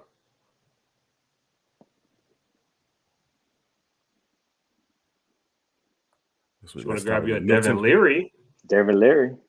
That's actually an intriguing one. Think so? He probably does go undrafted, but that's an interesting one. Just saying. I'm surprised you're not banging the drum for Kingsley right here. I think any of these four guys. Done it so many times. Sure. Taj Washington is explosive, and he helped you in that return game as well. So, I'm good with that too. This late special teams player. Mm-hmm. All right, let's go with Taj Washington. Yeah. Let's go with the local guy in Taj Washington. All right, man. Recap it for us, Headley. All right, at the top, we went Troy Fautanu. Like you said, we had some debate, because the edge rusher, it was a big need, but hey, we showed up the edge rusher later on in the draft. So getting Fautanu, you say the final infinity stone. Love what they did on the interior offensive line. You got Havenstein on the right tackle, put Fautanu on the left tackle. These guys can move, get to the second level, open up holes to Kyron Williams, and protect Matthew Stafford. I think protecting Matthew Stafford is really big for these guys because, he's getting a little older, battled some injuries with the back and stuff. So we got to protect him, man. So we did that with Fautanu. Next pick, we got Adrian Cooper, the second line of the defense, the linebacker there, put him next to Ernest Jones IV. Jones IV had an incredible season last year, put him with Adrian Cooper, who could also rush a passer, go sideline to sideline, help in the pass game. He has a lot of skill sets, man, a lot of traits that you like at the second level linebacker position. And then we went big corner, Cam Hart over there because, they needed a corner. So add him over there, great ball skills. I love his size. He, gets his arm length. He has it all, man. And then after that, we went Gabriel Murphy, Muhammad Kamara. I think those two guys at the edge. And we added Xavier Thomas later on, man. You're going to get after the quarterback with those three guys. I don't think those three guys last this late, especially Xavier Thomas. I don't think he's going to be a 7th round pick when the draft comes around. But getting those three guys was excellent right there.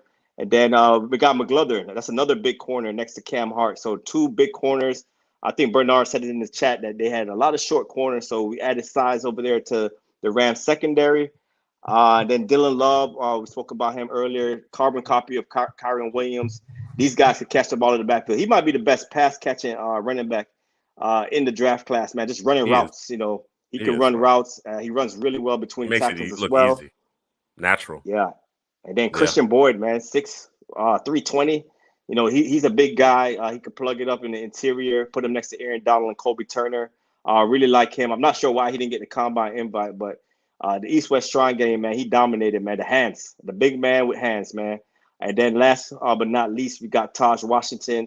Explosive guy, want to get him the ball in space, can help in the special teams in the return game as well. This late in the draft, man, you just want somebody with special skill set and can help in the special teams game. So that's the Rams draft right there, man. A+ draft for me, man. I like what they did here. A lot of guys, a lot of talent.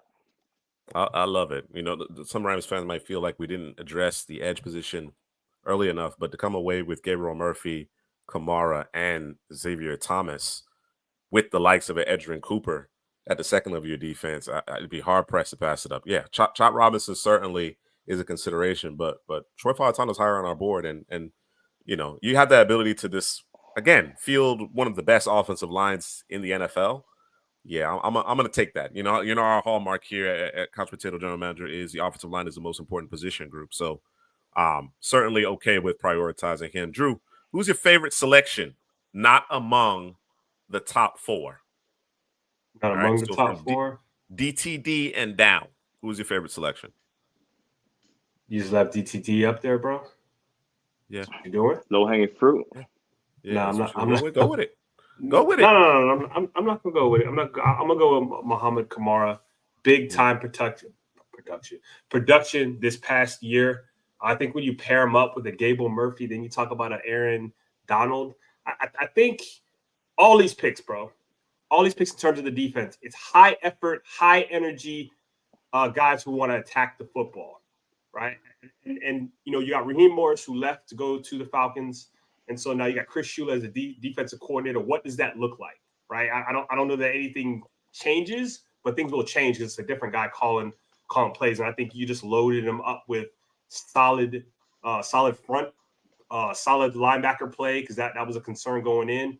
And you got a guy on the back end and DTD, who I love watching him, man. I think he can do anything at the safety position. I think he has excellent range. I think if you put Cam Kinchins and who's the other safety? Number one safety. I'm drawing a blank. Tyler Newman. Tyler Newman. If you put those guys together, man, I think DTD kind of has he has both of those guys' skill set, just not at the degree in terms of when they're playing. Those guys are playing their best football. You got Cam Kitchens, who's the playmaker. You got Tyler Newman, who's smart, knows where he's supposed to be. I think DTD has both of those qualities, just not at the degree that those guys have it. But 2 years in the league, might be it's a size too. It's a size of DTD too that they turn people off. So yeah, man. I think this is a solid draft. I wouldn't if I'm Rams fan, man. I'm happy. I'm happy about this, man. Listen, the way the Rams have drafted most recently in day 2, day 3 what they've was really impressive, and this kind of keeps it going. I mean, I think obviously, you know, Fautano, I've said it before. You know, if the Jets take him at 10, I wouldn't bat an eyelash, right? I think he's that good. You understand what I'm saying? But you know, the Rams obviously, because they have traded away that premier draft capital to acquire veterans over the last several years. Now here they are getting back into the day one mix here, the early parts of the draft. What they do and how they've built their team is in the later rounds, and this kind of keeps that trend going, man. Because I see guys who are going to come in and contribute immediately. You got Byron Young, Gabriel Murphy, Muhammad Kamara, and Xavier Thomas, right? That's your battery of edges. You know, a lot of guys who can really bend the edge and have demonstrated the ability to get after the passer. You understand what I'm saying? And as you mentioned, I think what's really critical is that they're all high energy guys. You know, guys that have give a ton of effort, and I think that really fits the mold of what they've developed here as far as the types of prospects that they've been identifying here in the draft recently. So really like what we did here with the Rams. They have quite a bit of draft capital. We didn't make any moves here, so ton of picks. We came away with a lot of good football players. All right. Let's take a breather and reset for our next 7-round mock draft. Who's up next? The Steelers or the Dolphins? Let's go with the Steelers. It is the Steelers. I think chronologically it's the Steelers, if I'm not mistaken. So let's go with the Steelers here. They just made a big time trade. They did. Deontay Johnson. And you know, Packers fans, they got something to be excited about, man. Because I don't know if they got him per se, but they got him. You know what I mean? They got the Steelers on this, in my opinion. You know what I mean? I would expect the Steelers to get a little bit more better compensation out of this. Although they need a corner. Jackson, they needed a corner. They needed a corner. I think it's, you know, how do you feel about Dante Jackson? And I'd be interested to hear what Juk has to say about that trade, because, you know, Dante Jackson looked like an ascending player at one point, and I think the injury, some inconsistency has crept in, and he's just not. He didn't quite live up to the billing, right? I think he was heading in that direction and just didn't quite get there, and it's kind of leveled off for him. So, interesting piece, interesting trade to say the least. Alex didn't like it. Trade. Was that Panthers fan or Steelers fan? I think it might be a Steelers fan, Alex. Steelers fan? Yeah. I don't know if you're a Panthers fan how you could not like it. You might not even be a Deontay Johnson fan, but Deontay Johnson gets open, bro. He run routes. He gets get open, bro. And that's what they needed last season, man. A guy to get open quickly. You know, other than Thielen. Thielen's getting a little older, but you know they didn't have a guy like that, so he could win quickly. And I know this is not a Panthers draft, but I like what they did on the offensive line as well. The interior of the offensive line, specifically protecting Bryce Young. Yeah. Damn, Alex. Yeah, that's rough. It wasn't a good move. It wasn't a good move. To soften the blow, the fact that you got Patrick Queen at the price you got him at, I thought that was impressive as well as that was a Justin good Simmons. deal. You know, that's nice, but I didn't love that particular trade. And understanding that the Steelers were looking to potentially were going to move Deontay Johnson. I just thought they could get better return. So I'm not sure. I don't believe that this mock draft actually reflects that trade. So let me see if I can manipulate it here. See if we can do something here to make it reflect the pick swap. So the Panthers got Deontay Johnson and the 240, right? The Steelers 7th round pick, and the Steelers got Dante Jackson and 178, a 6th round pick from Carolina. So let me see if I can make that happen here. Bro, you make it happen with PFF, bro. Just saying. I'm just saying, bro. You know what I'm saying? Nice and easy. You can force the trade, bro. You know what I'm saying? Too much. There we go. We'll make it happen. For the sake of. All right. So before I get it underway here, I think we've talked about it for several years now, right? Fix the offensive line. Get the offensive line situated in Pittsburgh. You know, obviously they need to, get the offensive coordinator, the quarterback situation in place, but they seem to have their battery of quarterbacks to have an open competition between Russell Wilson and Kenny Pickett. You could go in a number of different directions here, but it seems to me that some people are going to say, hey, we need a receiver now. Seems to me that you need to address the offensive line. That's just my thought process. You know what I mean? I don't know how you guys feel about it. What say you? I think the Steelers, they've done a great job of identifying receivers in like the 2nd, 3rd, 4th round and developing them. They do it. They're one of the best teams in doing that. So I don't think you have to go wide receiver early in this draft. And like we said, it's a deep wide receiver class at that. So they could get a good one in day 2 or day 3, in my opinion. Yeah, but you know you're gonna have problems though, right? It's just what they do. But no, O-line, I think you can go. We can go back to the O-line, man. Let's. I think that's priority number 1 at this point for them right now. That tackle position. Let's get the 7th round mock draft underway for the Steelers. Let them boys battle, like you said. Just let them quarterbacks battle it out, and you got to be able to protect those guys to see what you have. So, I mean, we don't want a repeat of last year, man. So let's come out the gate firing on all cylinders, being able to run the football. Because I think that started to come on towards the end of the season, right? Yeah. It might have been a little. Put that big tight end in there. Put that boy Darnell Washington in there to block that tackle slash tight end, bro. Yeah, put him right next to Broderick Jones. Yeah, let it go. I think they might move Broderick Jones to the left side. Put him to the left tackle. I would. That's what I expect. Unless somebody falls to them that's already playing left tackle, then you just kind of roll what you got. But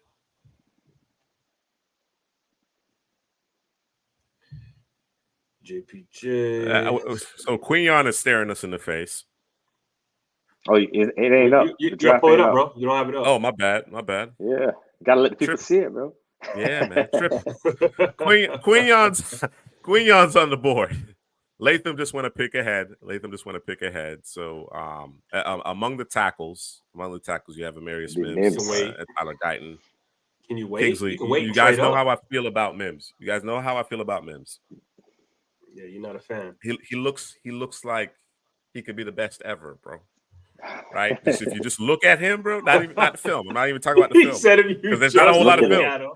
Just look at him, bro. He might be the best offensive tackle ever, bro. He might be. The injuries with him, bro, they scare me. Bro. They scare me with him, man. Got that red flag on him? Yeah, bro. Best ability is availability, bro. And absolutely. He missed a lot of games.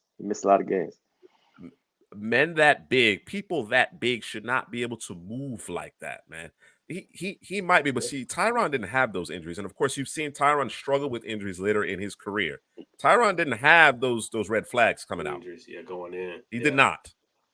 Yeah, and while he looks a lot like Tyron tape is better than than a Marius Mims tape. Although Marius Mims tape is very impressive. What So little tape there is, it's quite impressive. let me ask you then, bro. If we pass up on Mims here, who I think I know the answer. It'd probably be Kingsley, but who would you be comfortable?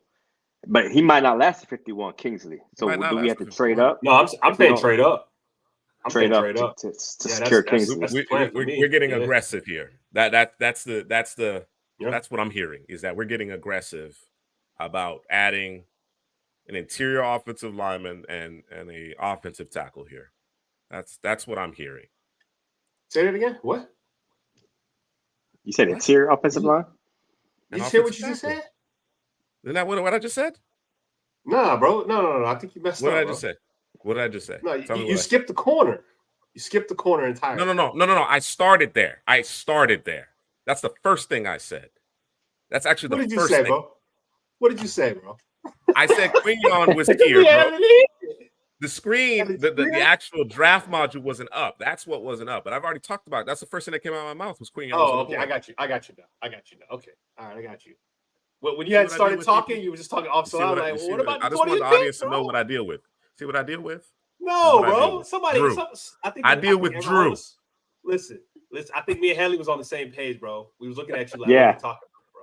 Yeah, I thought you were saying get a tackle and an interior offensive lineman. That's what I thought. With these first two picks. That's what I thought I heard too.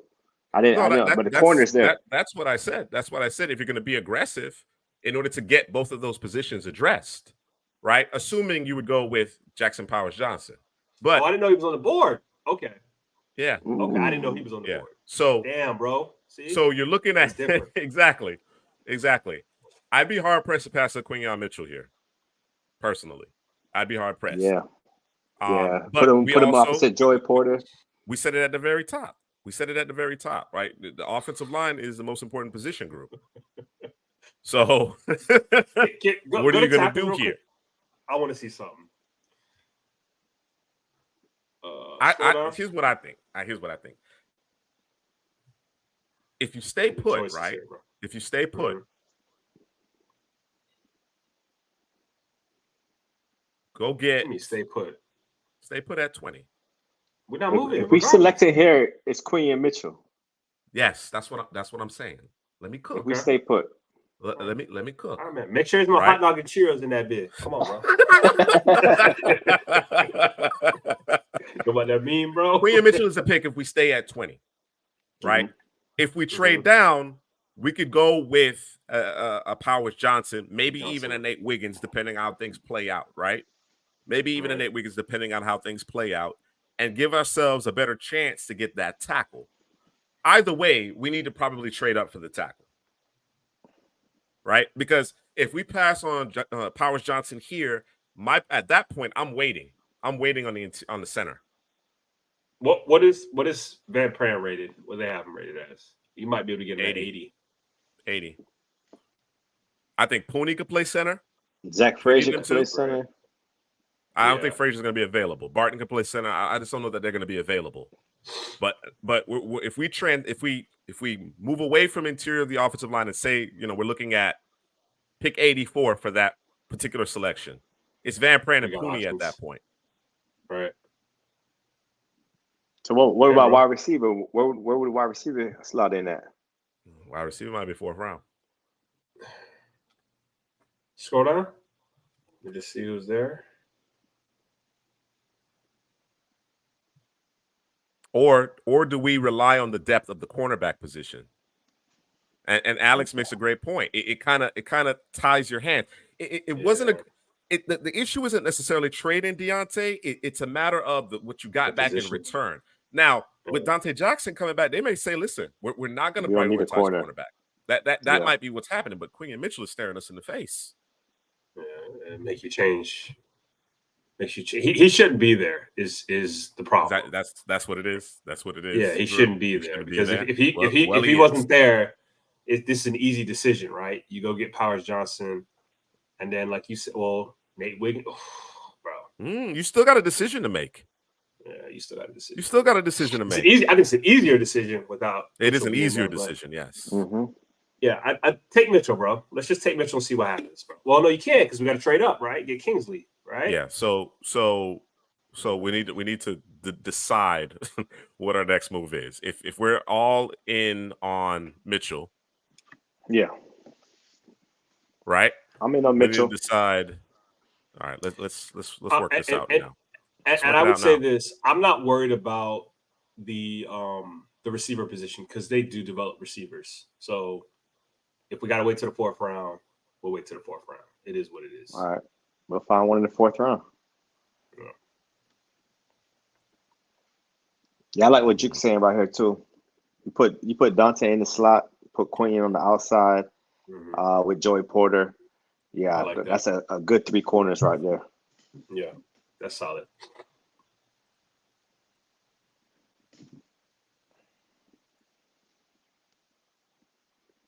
Solid. Let's say you're doing too much, bro. I gotta secure try that tackle. There you go. All right, we'll give up the 3rd next year and our 51st overall pick to move up 35.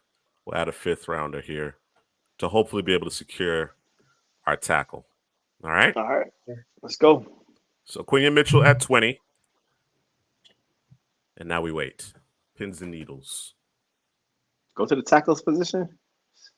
No, we're not going to the tackle position. He's there. Kingsley's there. Powers Johnson's there too. Powers Johnson is there. Oh, they both there. They both now there. We got a problem. Oh man, this wasn't supposed to be, bro. Oh man. See, I think tackle is the bigger need, though. It is the bigger center. I think you got to go tackle, and I think because the center position is a little bit, the teardrop isn't as bad for what'll be there with our next pick. You trying to move up again? Yeah. What said we gonna lock it in, bro? Lock it in. Keep up a 5th, bro.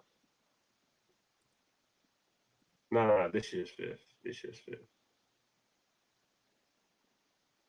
Probably want to go up a 4th, bro.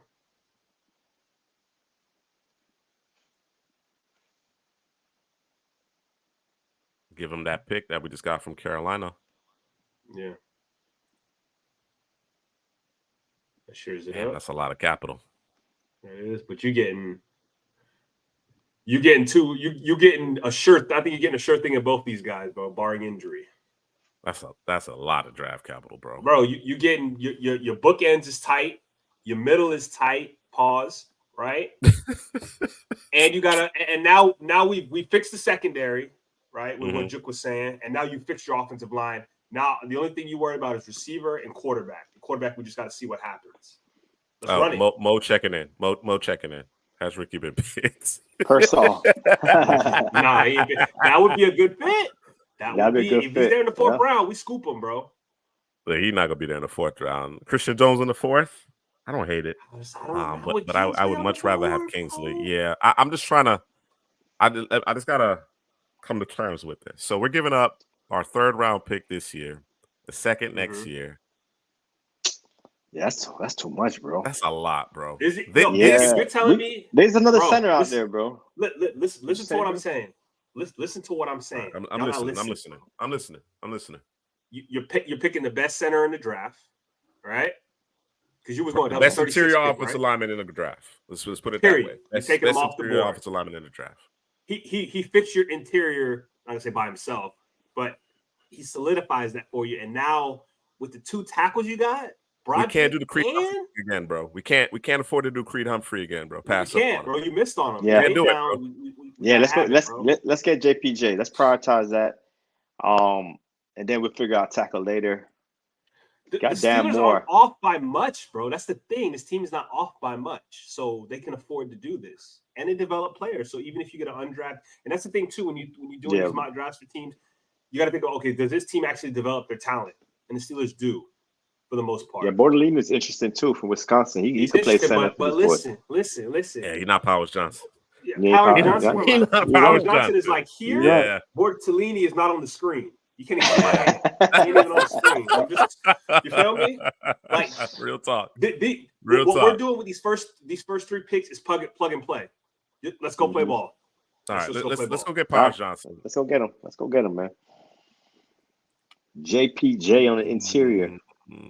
Carolina. Maybe we traded with them previously. Let's see. Let's just see.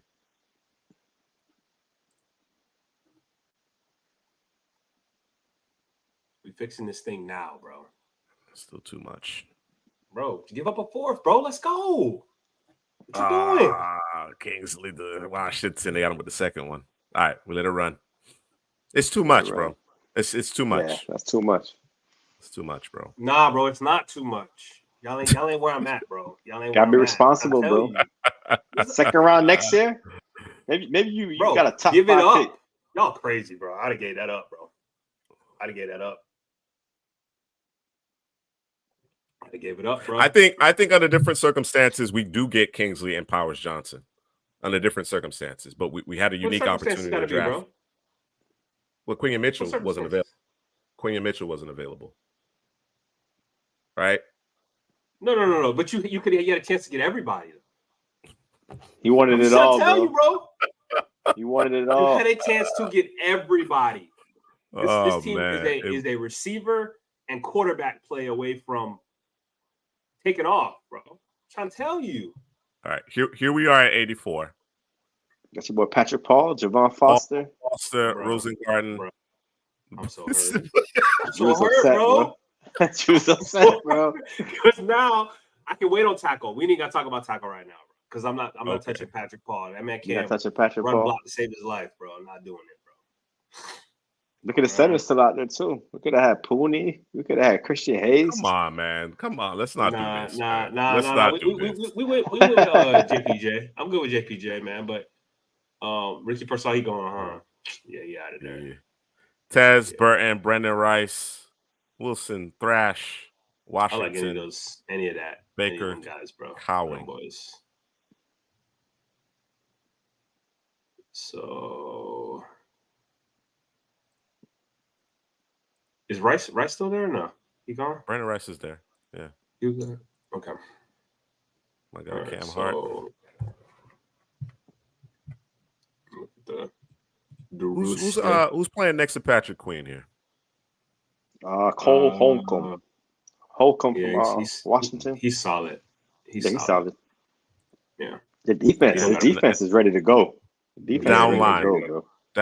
What about the down line? Ogunjobi, Keanu Benton, Cam Hayward.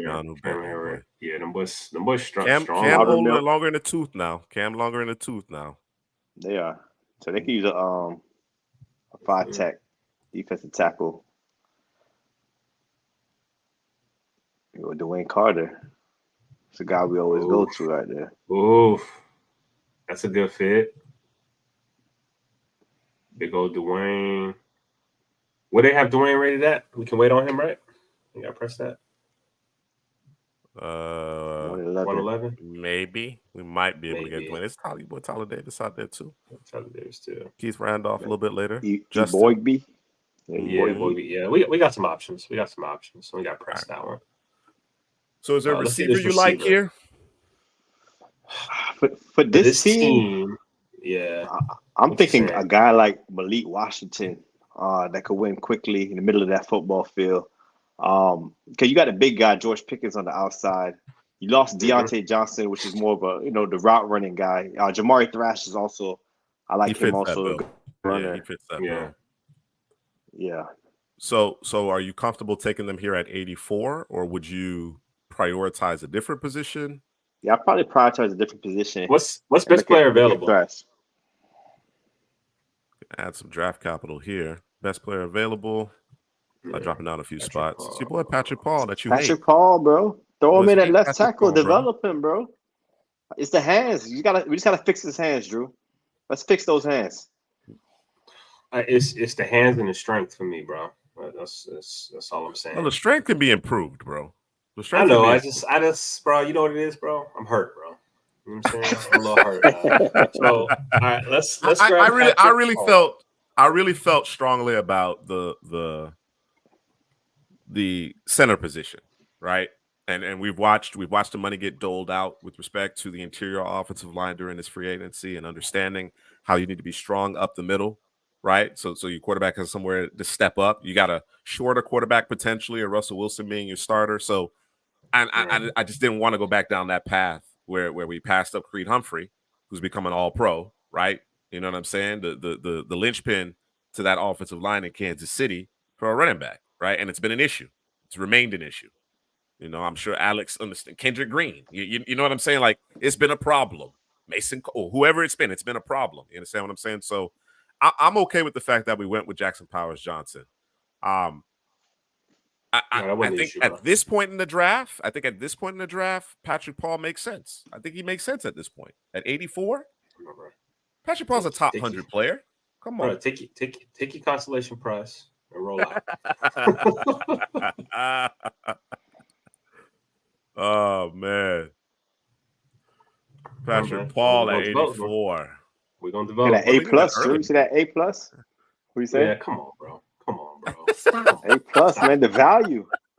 You got a 56 ranked player at 84. Come on, bro. It's the hands, bro. We fixed those hands, bro. I think his strength is okay, man. It's the wide hands. He's got to fix that.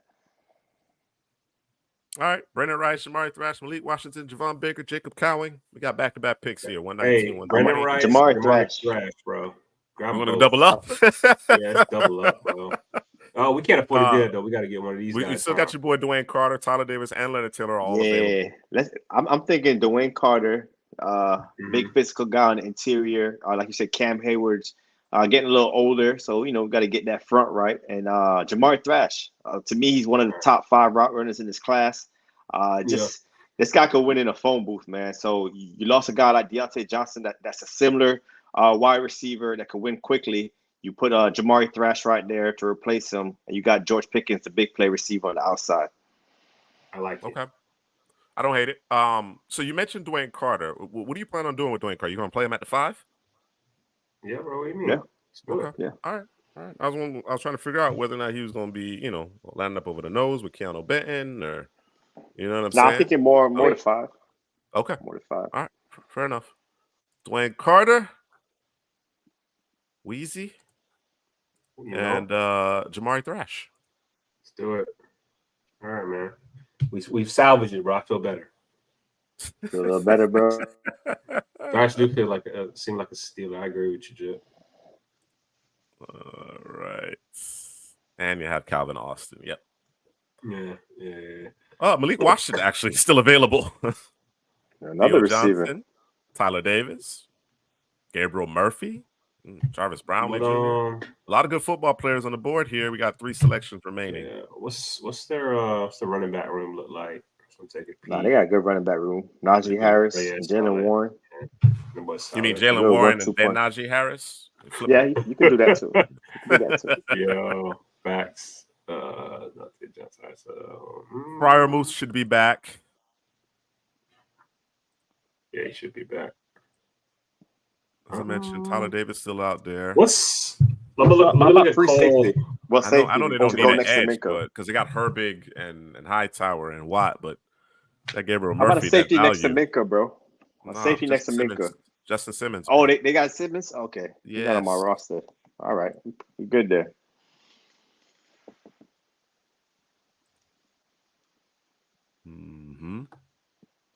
Go back to corner, maybe?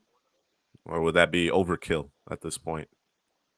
I think we're good at corner. Maybe wide receiver. Go back to wide receiver. Malik Washington still out there. Malik Washington, bro. Yeah, I don't think see you have Justin Simmons. Confirm that, Juice. They got Justin Simmons? Yeah, I know it was a rumor. They had Justin Simmons. Hold on. I know it was like a rumor. Let me double check. X man, you gotta some accounts they come up with fake news all the time, bro. I've been trying to get it off my timeline too, but they keep showing up, man. You know what accounts I'm talking about. No confirmation on it. Did you check no confirmation on it? It ain't no blue check. It was a rumor.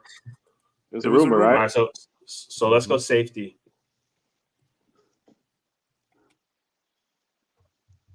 Tyke, Evan Williams. DTD off the board already. Do we want Minka? I know Minka can do everything interchangeable. He could come down. He could be up high. Man, listen, I'm looking forward to Simmons and Minka back there, man. I'm looking forward to it. They might end up with him. They might. You know, you heard it here first. My boy Dominique Hampton, bro. We could show him some love, man. You want to drop him here at 138? You want to wait? Nah, we don't need to. We could wait. Wait. So let's go get Washington then. Let's share the let's go get Malik. All right, I'm with it. We'll get Malik, man. Double up at receiver. Hold on. Look good. Hold on. Go to linebacker. My bad. That's what I meant to ask you. Ooh, Tommy Eichenberg, a Steeler, bro. Because Cole Holcomb is last year's next year. It was a 3-year deal starting this past year. They got Landon Roberts too. They got three linebackers. All right, go ahead. Get your receiver. Those Notre Dame cats be out there late too. You got Tyrese Knight. Did they run slow? Like, why did they? Because I know they were higher. Might be a size. I guess everybody situation. in front of them just did better. I think it's a size thing. Right? It's a size thing? Okay. All right. Malik Washington here at 138. Oh, we got 2 picks left? 3 picks left? How many we got? 2 picks remaining. 2 picks. Okay. So one of them will be safety Dominic from Hampton. Washington. Hampton. We just got to figure out what this last one going to be. You want to go best player available? Yeah, we could do that. Maybe grab another tackle, man, in case Patrick Paul don't work out. Right. Right. You want these two this pair of 6 rounders from the Rams here? Drop down 11 spots.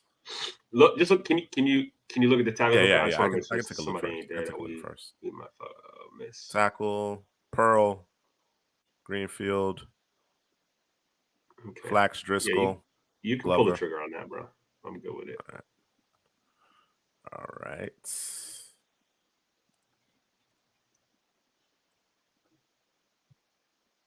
Was added to Keelan Robinson. They wanted a Keelan Robinson on that one.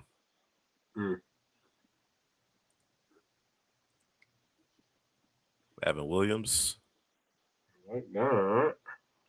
There's Ellie's guy Dominic. My boy Dominic Hampton. Yeah, that's who we going with, bro. My bad. Yeah. Standing on the table, bro.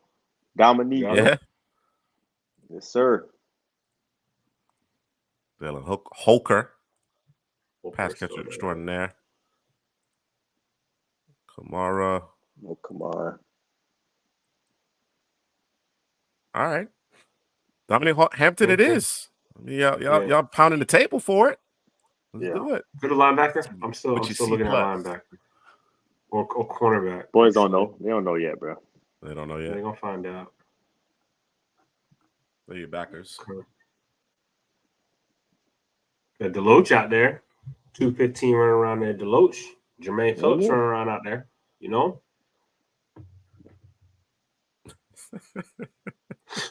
Taking shots. Got to take shots, bro. What's the cornerback position saying? Marcellus Dow, Carlton Johnson. Devin Shire is a local guy. Let's take the local. Harden. Willie Drew. Oh, they must have moved my guy up. Bro. My Boston College guy moved up, Elijah Jones. Get it right. You down with the local guy? Yeah, I'm good with the local guy. We can wait on Devin Shire. Mm-hmm. Let's go with a different. How about the offensive line? What's the offensive line looking? Go back to the down line here with Keith Randolph, Christian Boyd. Come on, Keith Randolph. Come on, bro. Y'all boys know they're going to be here, bro. I like Brandon Coleman here. Trevor Keegan. Do you think Coleman could play tackle?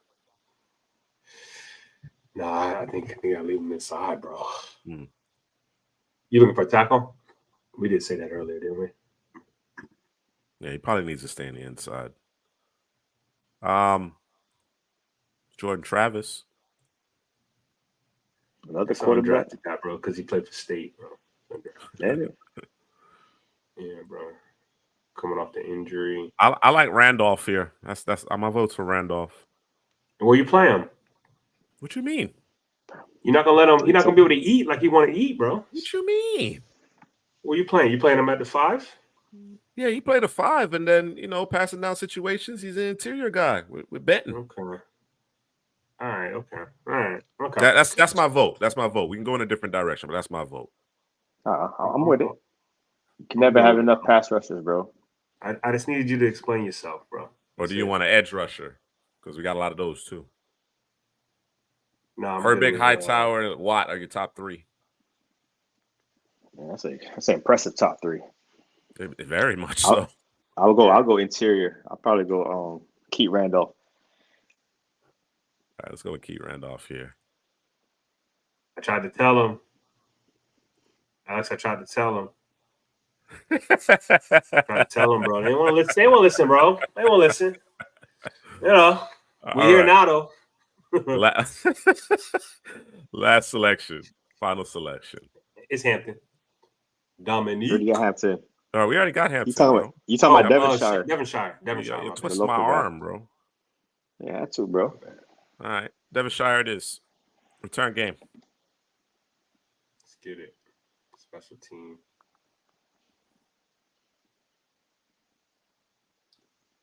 Yep. How you feeling, bro? You feeling good about these selections? I don't hate it.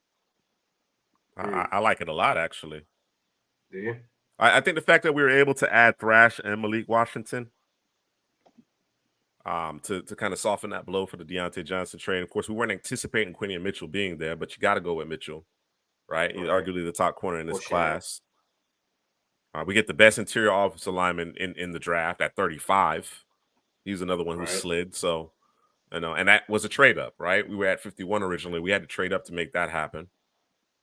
And as part of that trade up, we added 138, which netted us Malik Washington as well. So I think all in all, although we didn't get Kingsley at the tackle position, I think we did a great job here. Break it down, Drew. Let's hear it. You talked about the first 2 picks, but our next pick obviously should have been my guy, right? Kingsley from BYU, but that's your guy. We didn't want to. That's your guy now?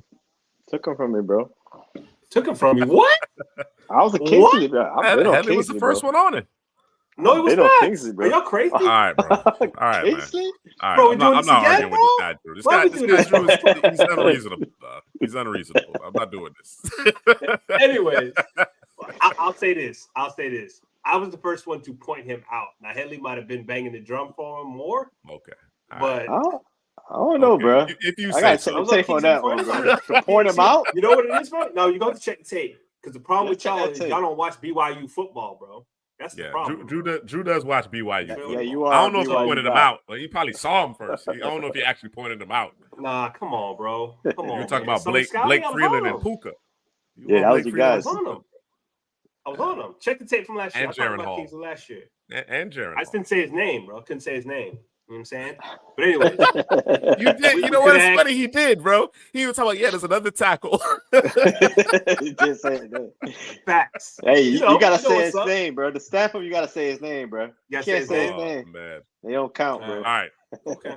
All right. Let's hone in on Patrick Paul here, right? And work through the rest of it. But I mean, obviously some reservations with respect to Patrick Paul. There's some things he needs to clean up. Headley, you mentioned wide hands, right? Speed don't match. He's known for his pass protection. Yeah, he's coming from that system. It's the system he played in, right? So it's not his fault, right? So you just wonder, can we get them feet and them hands to match? Can we get the hands got to come inside a little bit more than being so wide?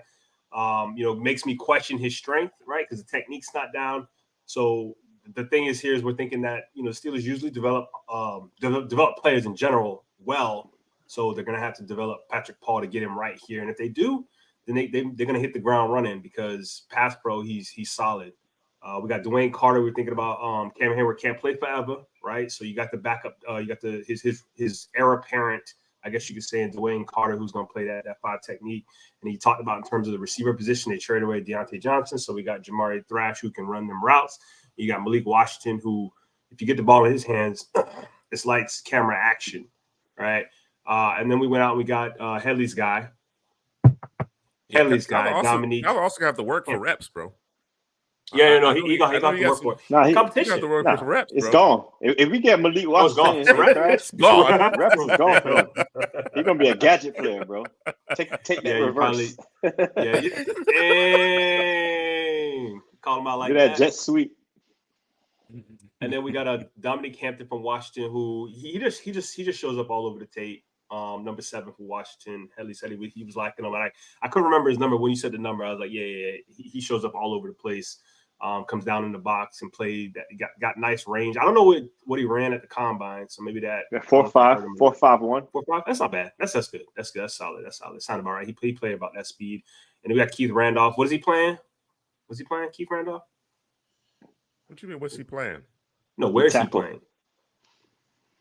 He's going to play the 5 tech, bro. He can play 4. Okay, I'm checking. I'm just checking, bro. I'm just making sure, bro. Why are we doing this, bro? Interior. Because that was one of my guys, right? And I'm trying to do him right. That's your guy. That is your guy. Yeah. You There's no debate there. No debate there. Drew wanted him to be a 3-tech, man. I know. Primarily 3-tech. I get it. Rush upfield, one gap. So he On don't really like him downs, in the system. On passing downs, he'll be able to put his to eat, get upfield. To go and eat. Okay, I'm with it. If that's what you're telling me. Work him into it. And then MJ Devonshire, we want to give him a little bit more shine. I think that's one of D Kitt's guys, actually, if I'm not mistaken. So, yeah, man. All right, I like it. I mean, Drew's poo-pooing it obviously because we didn't get Kingsley. We didn't. Torpedo. It's not really Patrick Paul. Class. It's because we did not get Kingsley. I got you. I hear what you're saying. That's the issue. I hear what you're saying.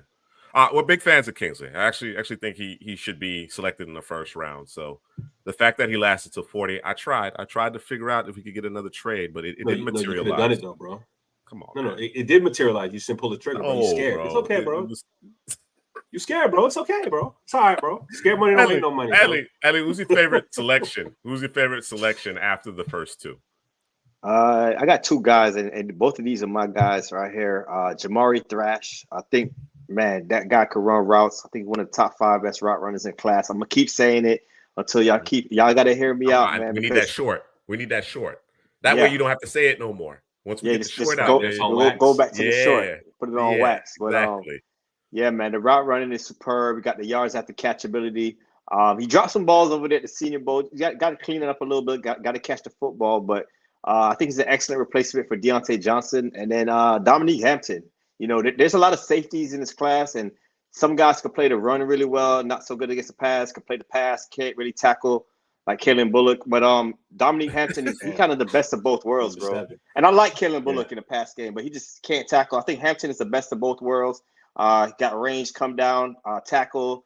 He can play the pass also. So he flies all over the football field. Ran that 4.5 40 at 6'2". He got that length also. I just think he can get a little stronger. I think he can put on a little extra weight, get a little stronger. But other than that, man, I love him, man. I think he's going to be a steal in the NFL draft. Write that down, Drew. Mrs. C. Prasky. Write that down. Call the stamp it. Yeah. That's I like it. Yeah, so that if it's not a short, don't matter. It's not a short. It's not your guy. It's not your guy, bro. You know what I mean? Alvin Shorts incoming, bro. Y'all be ready.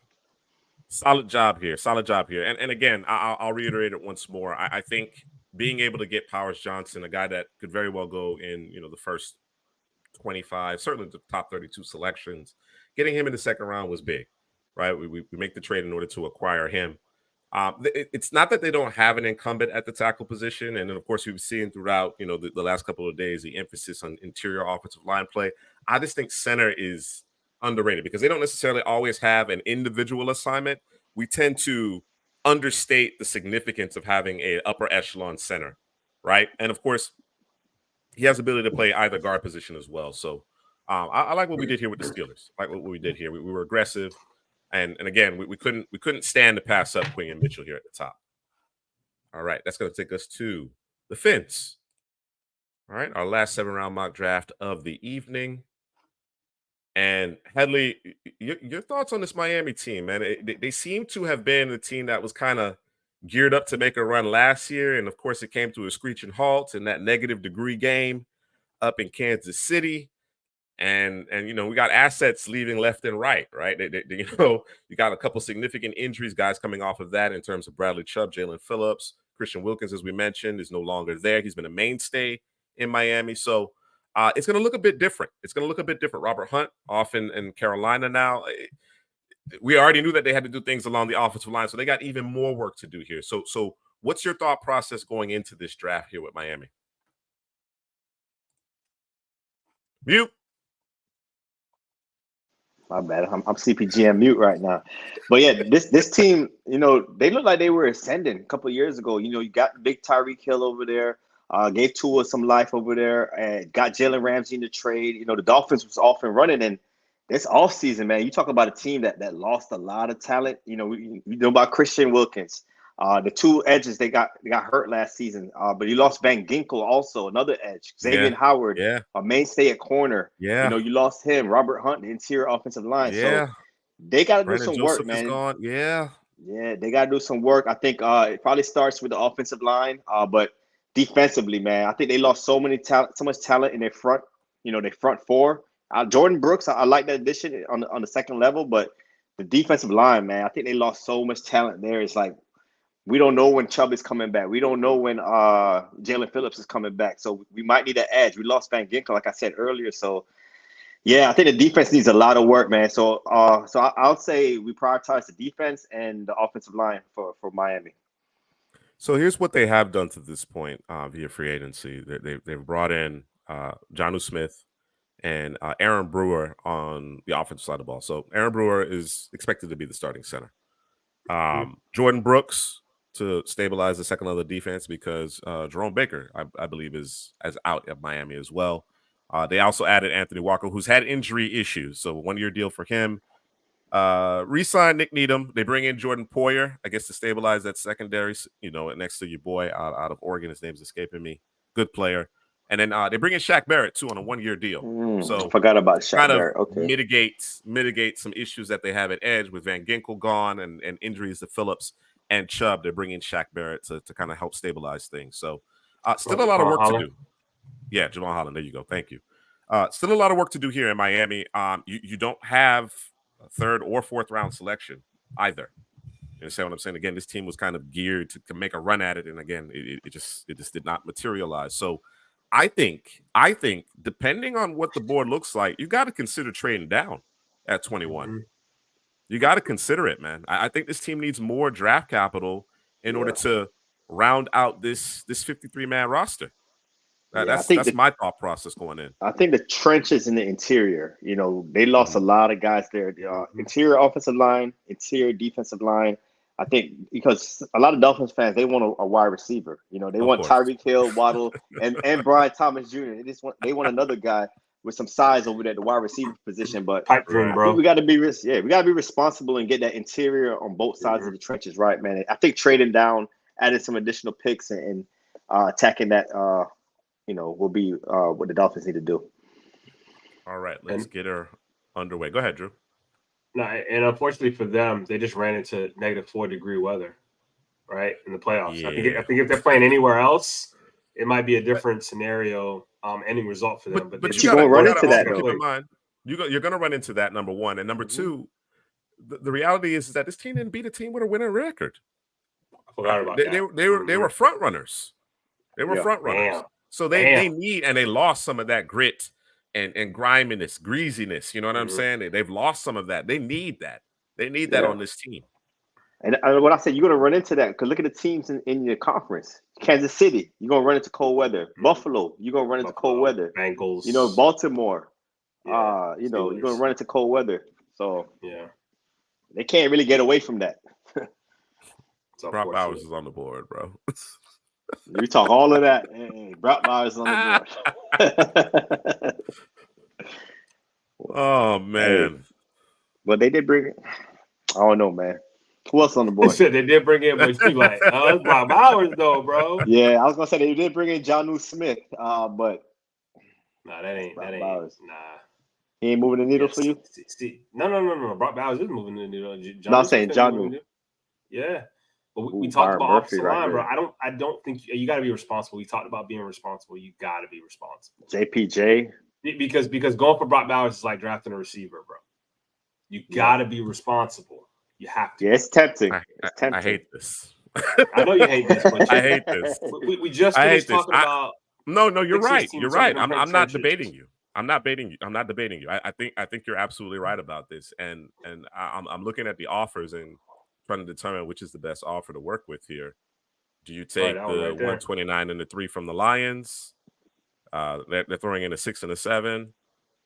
Do you go 1, 2, and 4 from the Ooh, Bills? I like that one. Yeah, I like that one. Yeah, Bills. let's do it. Let's do it. The Eagles trying to load you up with 5th round picks, bro. Yeah, they move are. down one spot. One spot. Yeah, we're not doing that though. Byron Murphy, Nate Wiggins, Mitchell, McKinstry, Barton, Brock Bowers and still there. Brock He's Bowers still is there, bro. Bro. Well, I think well. Listen.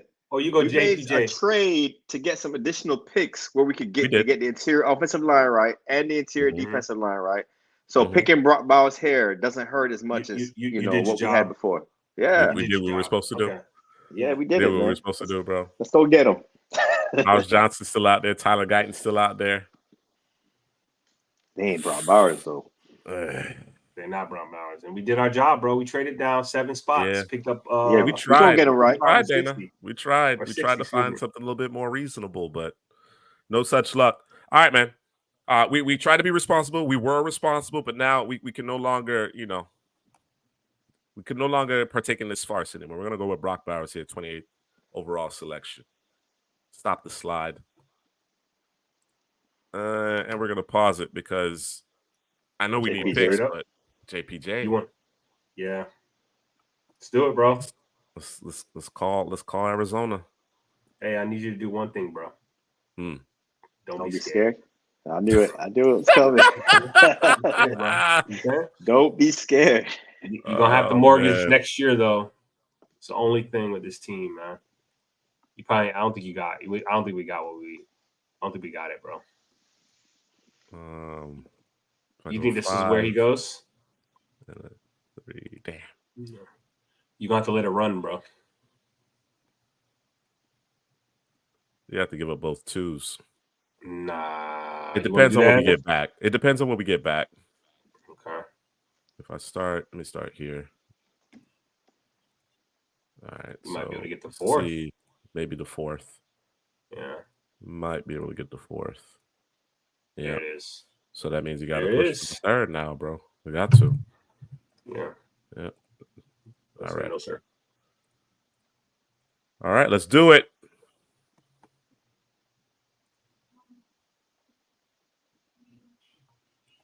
Love it, bro. Come on, bro. Come on. No, sir. No, sir. JPJ. All right. So the trade down netted us a 2nd round pick, which we used in part in order to trade back up to acquire Powers Johnson, who's seemingly falling out of the 1st round now. I just don't see it happening, bro. No. The way these interior offensive linemen are being paid in free agency, ain't no way, bro. Ain't no way. Because they talking about Zach Frazier is probably going to be a 1st round pick too. So if he's a 1st round pick, right. JPJ got to be a 1st round pick. Yeah. No. No.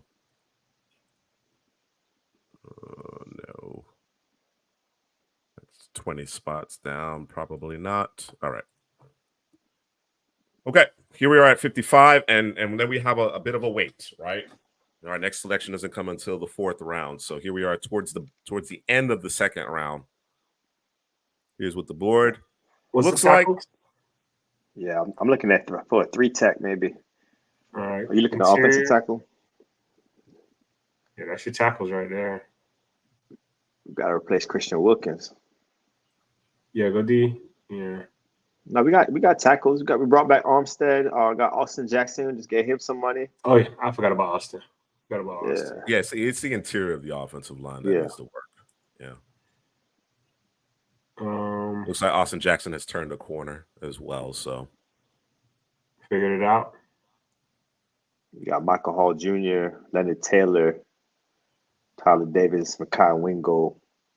A lot of good names. Rook. A lot of good names there. I do like Nealon. I like Nealon too. Like Nealon a lot. I like Dorless too.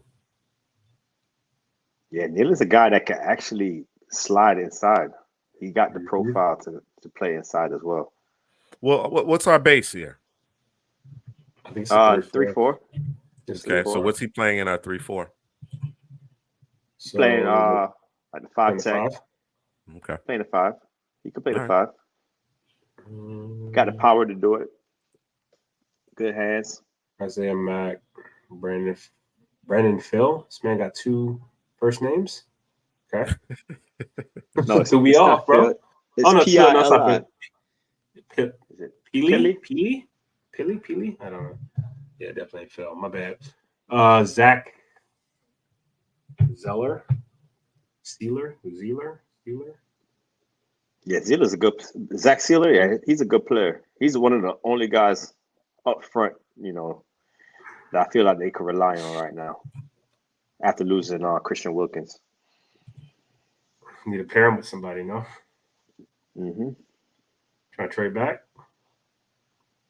Yeah. Buck said, nah, B.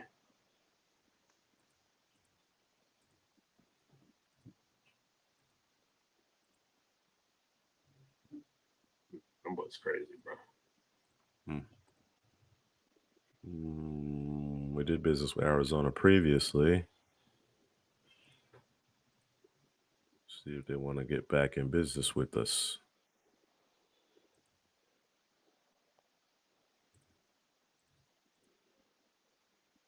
What do you think about that? We get a third. We get a second and a third. And we drop back 5 spots. I'll take that. We jump up 30 spots, 38 spots. I'll take that. Yeah, take that. The boy should be asking for more, but man. Nealon was the pick, by the way. Oh, we lost him. Got my boy Dorless. So it was calculated. It was calculated. Dorless consolation prize, B. Yeah, I ain't mad at Dorless is Dorless. not the consolation prize, bro. It's just the ratings, bro. We have Dorless rated higher than Nealon. Unless y'all have changed your feelings. No. I'm just saying. Based on their ratings, I love okay, Dorless. well, you have to clarify that. This is I like Christian Nealon a lot Wilkins too. replacement. I like Nealon a lot too, but Dorless is the guy, bro. So that's the He's reason why I suggested the trade down. I didn't even see him up there. So he could do a lot of the same things Christian Wilkins could do. Christian Wilkins. Yep. Yeah. But Edrin Cooper's still sitting out here. Yes. And looks like we still have options for that other guard position. Yeah, we do. Yeah, Pooney. Okay. Center, Haynes. So let's prioritize Dorless here. Get him. We're going to make another move. I think we could sit at 90 because we were going to wait. We were going to wait till 104. And our other 4th round pick was at 128. So like you said, we were able to garner 38 spots. And then we have Jordan Brooks. So we don't have to necessarily prioritize the second level just yet. Although, depending on how you feel about it, he certainly would have been a good pick there. Like a Cedric Gray a little bit later, potentially. All right. Michael Hall, McKinley Jackson. What do you think about corner at this point? I like Max Melton. Yeah, I like Max too. You know who's on the roster? A guy we liked last season, Cam Smith. I didn't really see him last season at all. I think injuries. I think injuries was part of it last year. Yeah, he's supposed to rise, and we were high on Cam Smith. He was a top 5 corner for us last year. Mm-hmm. What's the safety? I think they can still stand to add a corner though. Safeties. Yeah. They did bring in Jordan Poyer to go alongside Holland. They did. I like that. Gives you some flexibility. I think it's still a position that they need to address, but you don't have to necessarily. And did they like is it Cater as their nickel? Or is that Cater Cole? Yeah. He did play. He played well for them last season. He played well for them. Yeah, I think we can use another corner though. Like you said, with Cam Smith come off injury, I'm not sure what we got there. So I think corner is a need And the default is Cam Hart, but you want to go with Max Melton? Melton. I think we believe that Max Melton can play on the boundary too. If you want to go with Melton, I'm okay with him. He's the only corner I would take over Hart at this juncture. Yeah, I'm good with it. Same. All right, Lock Max Melton's the pick. And he said 104. We looking at interior. Look at that Dwayne Carter type of situation. I think he's gone. Yeah, he's off the board. You're right. He was taken off. He was taken off when we made the trade. He's a McKinley. Is McKinley on the board? Yeah. McKinley Jackson. I think we need a big boy like him up the middle. You take him over. Yeah. What are you saying up the middle? Yeah, McKinley. McKinley Jackson. Yeah, I'm with it, bro. All right. Plug the run. Nebraska want us to draft Milton, boy. Somebody draft Milton. I'm pretty sure Milton going undrafted, bro. I should tell you that right now. You think so? You heard it here first. Yeah. With those tools? It's going undrafted, bro. He's had those tools for 6 years, bro. That's true. Right? You're not wrong. You're not wrong. That was back when Michigan didn't really have a quarterback, bro. He was a part of that. Yeah, he was supposed to be the guy. They were trying to figure it out, and it was supposed to be the guy. So we'll see it, bro. All right. Got a few offers here. No. I want 2024 capital. Nope. Okay. All right. So Brock Bowers, Powers Johnson, Dorless, Milton, and Jackson. So defense, the last 3 selections here. Bo Bray, James Williams here at the top. What do they got a receiver? See if we can appease that crowd. Tyreek and Waddle. They want a bigger guy on the outside. And boy said it too small because of how the Chiefs DBs were pressing them boys. Yeah. Is it what Jordan Whiting? Is it Whittington? Jordan Whittington. And he a bigger receiver? A big slot. Yeah, a big slot. I think it's here offensive line. I think we could go there again. Bortolini. I like Bortolini. Yeah, the way he moves too, I think works well in this scheme. Yeah. Mm-hmm. All right, I'm good with Tanner. Be a good fit for the scheme too, but that's a better player. What's that? Tanner. Say that one more time. No, I was gonna say Andrew. Is it Rame? I think he would be a good fit too, but Bortolini's a better. Oh yeah, yeah, definitely. Can't go wrong with Wisconsin offensive linemen. No sir. They got a track record. Oh man, they got history. We do. All right, so we've gone trench heavy here. Outside of Bowers and then of course Melton here, we've 4 of our 6 picks have been in the trenches. Okay, check on wide receiver. 3 picks remaining. Look at safety real quick. I just want to see what's there. Right quick. I like Dominic Malik. Hampton. I like Malik. Let's go Malik. Not here. We can wait. We can wait on Mustafa. Malik. Yeah, get him at 198. But we can go. We can go back to receiver, bro. You want to go back there?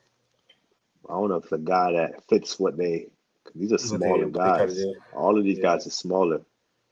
I would take maybe like Bud Means late with our last pick, maybe. We missed Cornelius Johnson or Bud Means a bit later. Okay. Cephas. All right. Corian Clark.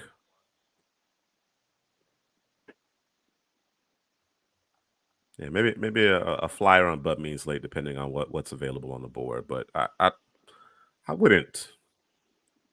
Brock Bowers is your big receiver, man. Ain't it? You know what I'm saying? There you go. I don't know. Line him up outside, throw him a fade. He got it. Yeah, man. Let's go. Let's go D-line again, bro. We talked about it until he was blue in the face. Christian Boyd. Right. Christian Boyd, that would be a good fit. How about like an edge? Because we got 2 big boys in Dorless and McKinley. I think they're both interior guys.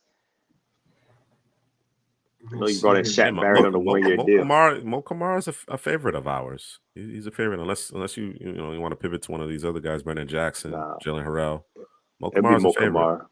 Yeah, it'll be Mo Kamara. All right, so there's Kamara. Ooh, Elijah Jones out here. Ooh, pull it. Yeah. We have not drafted him, bro. I don't think we've ever drafted him. Yeah, but see, mock draft database getting their act together though. Moved them up. Yeah, moving them up. Yeah, let's go Elijah Jones right here. I think based on the collection of corners we have, we can be flexible as far as the safety position. Yeah, now we can get a little cute back there. Yeah, I think we get a little cute things back there. Yeah. All right. And then who was he going at? 198? Forgot who I said. Mo Kamaru was talking about. He's probably gone now. Yeah, Kamar's gone. ZTF. ZTF. Brennan Jackson. ZTF.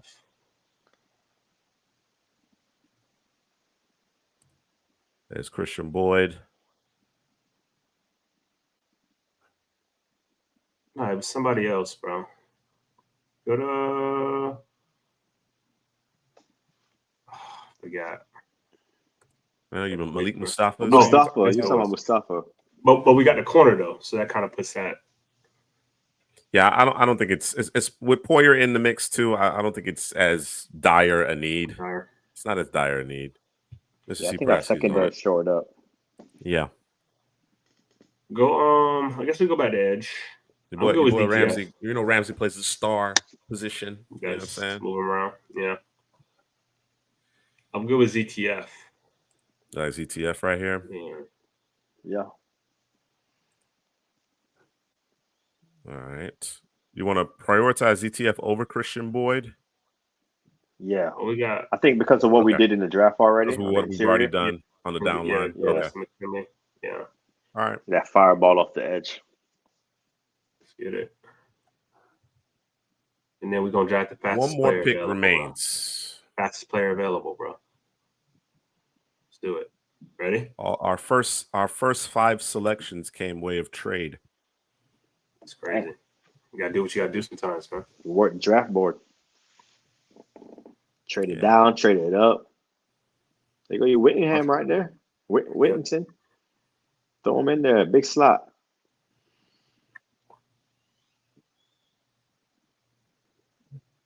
Who just add more speed to the receiving room. And who else? Jordan Brooks and who else? David Long, Anthony Walker. David Long, and Walker. Yeah. All right. We go Whittington. If y'all good with Whittington, we can go Whittington or yeah. It was a different body type. Smaller. He got the size, different body type. Yeah. All right. Quick work there on the Miami Dolphins. Sure. Break it down, Headley. Yeah, man, we were active, very active with this Dolphins draft class. We traded down. We had Brock Bowers staring us right in the face, and we were like, "No, we got to be responsible. They need a lot of help in the trenches, especially the interior of the trenches, interior offensive line, interior defensive line." We traded down, and guess what? Bowers is still on the board for us, so we had to go get him right there. Dolphins fans has been asking for another receiver, a bigger body receiver, and I think Brock Bowers will be our big body receiver with Tyreek Hill and Jalen Waddle. And he's right in the middle of that offense, man. You think about head coach, where he came from, San Francisco 49ers, George Kittle. Brock Bowers is a better George Kittle. He doesn't block as good as George Kittle, but superior receiver, kind of fit the same role as George Kittle there in that offense for the Miami Dolphins. So I love the fit, love the player. Like I said, top 3 ranked player for us, number 3 ranked player for us. So getting him at 28 is an absolute steal right there for Brock Bowers.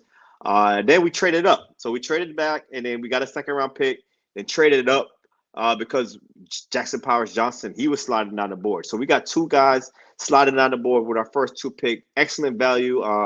The Dolphins, the interior of the offensive line, man, that's the biggest need for them. I know they picked up a center in free agency, but JPJ, he can play guard, he can play center. You can move him along that interior. This guy's a bully. He could get to the 2nd level. He fits the offense really well also. Mike McDaniel's offense, he fits it really well, so he can move in that zone scheme as well. And then we had to go get nasty, man. We had to go get the Christian Wilkins is now a Raider, so we needed a guy to replace him. And I think Brandon Dorless, in the senior role, he came in weighing at 272. I didn't understand that. I don't know why he was that small. He needs to actually gain weight, play at 290.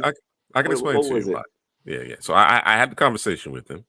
And he basically said he was going through a cut. He wanted to reduce his body fat and build more muscle, right? So he weighed in much lower because he played around 288 this year That's at where he needed to be. Oregon. And he weighed at 272 at the Senior Bowl. In the Combine, he was up to 284. So he'll be So right he's back where he needs to be. perfect. Yeah. So we're He'll going be to plug right back him where he needs in, to be. get after the quarterback from the interior. So I love that pick. And then McKinley Jackson, another guy we're going to put in the interior right next to him. He's big. He's physical. He can help in the run game. And then we got some corners, man. We got Max Melton there with the 90th pick. This guy can play inside, outside versatility. And we got Elijah Jones, another corner. He's more of an outside corner, but you got Max Melton, Jalen Ramsey. I think those guys can play inside, outside. Elijah Jones, Juice has been banging the drum for him. He's a sleeper up there. He's big. He can play the ball. He could tackle. He could do everything, man. So I like Elijah Jones there. And then Bortolini, more offensive line help alongside JPJ. That's another guy that's interchangeable, versatility, guard, center. So we added versatility, interchangeable guys on the offensive line and the defensive line on the interior. There's Legos out there, so we could do guard, center, defensive tackle, defensive end. We can move the guys around, and then we got the fireball off the edge, ZTF.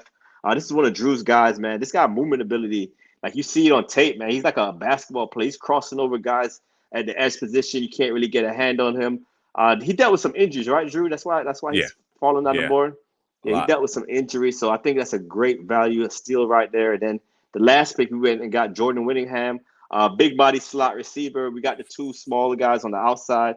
We're going to have Brock Bowers and Whittingham on the inside, getting football in the middle of the football field. So, yeah, I like the draft class for the Miami Dolphins, man. UW representing West Coast to East Coast right here. Yeah, it's an interesting bag in the secondary, right? Because you mentioned we got Cam Smith, who was a top 5, I think he was top 4 for us He among can the play corners safety last too. year. Can play safety as well. Inside, outside, he has that ability. Max Melton has that ability. Elijah Jones, more of a boundary corner, but as you mentioned, Jalen Ramsey has a lot of positional flexibility in his own right. So I think just having those bodies, you can never have enough quality defensive backs, and their varied skill set gives you a lot of flexibility on the back end. I don't know how much good football remains in Jordan Poyer. You know what I mean? He seemingly, of course, he had a really great run with Micah Hyde there in Buffalo for a while there, but as of late, seems like the play has kind of leveled off a bit. But for spurts, 4 weeks, 6 weeks at a time, he looks like the player that he was in his prime. So we'll see what they can get out of Poyer. But I think we did a good job of kind of retooling that secondary, and in the same breath, getting those big guys up front, Doyless and McKinley Jackson. We went Senior Bowl heavy right here.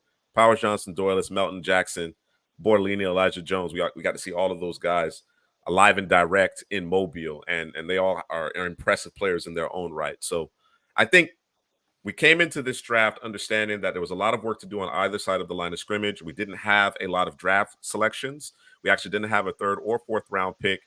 We ended up getting multiple picks in the 3rd round as well as a 4th round selection. So the way we manipulated this board and the ability to add players where I think will have an immediate impact really bodes well here for Miami, because they're going through – this is going to be tough. They're going to have to maneuver this draft board well in order to get back to competing here in the AFC East.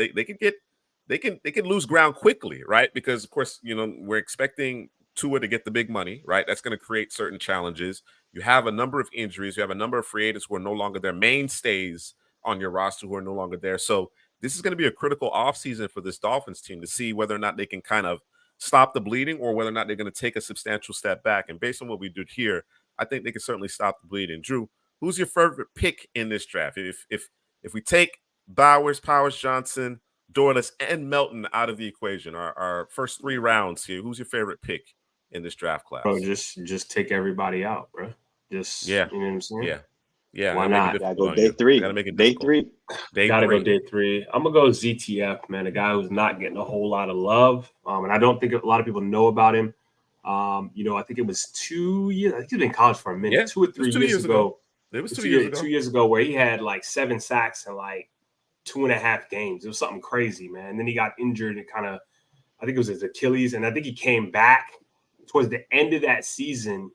Didn't fare all that well, obviously, for obvious reasons. But he's just a guy who I think you're gonna have to kind of spoon feed him into the defense, right?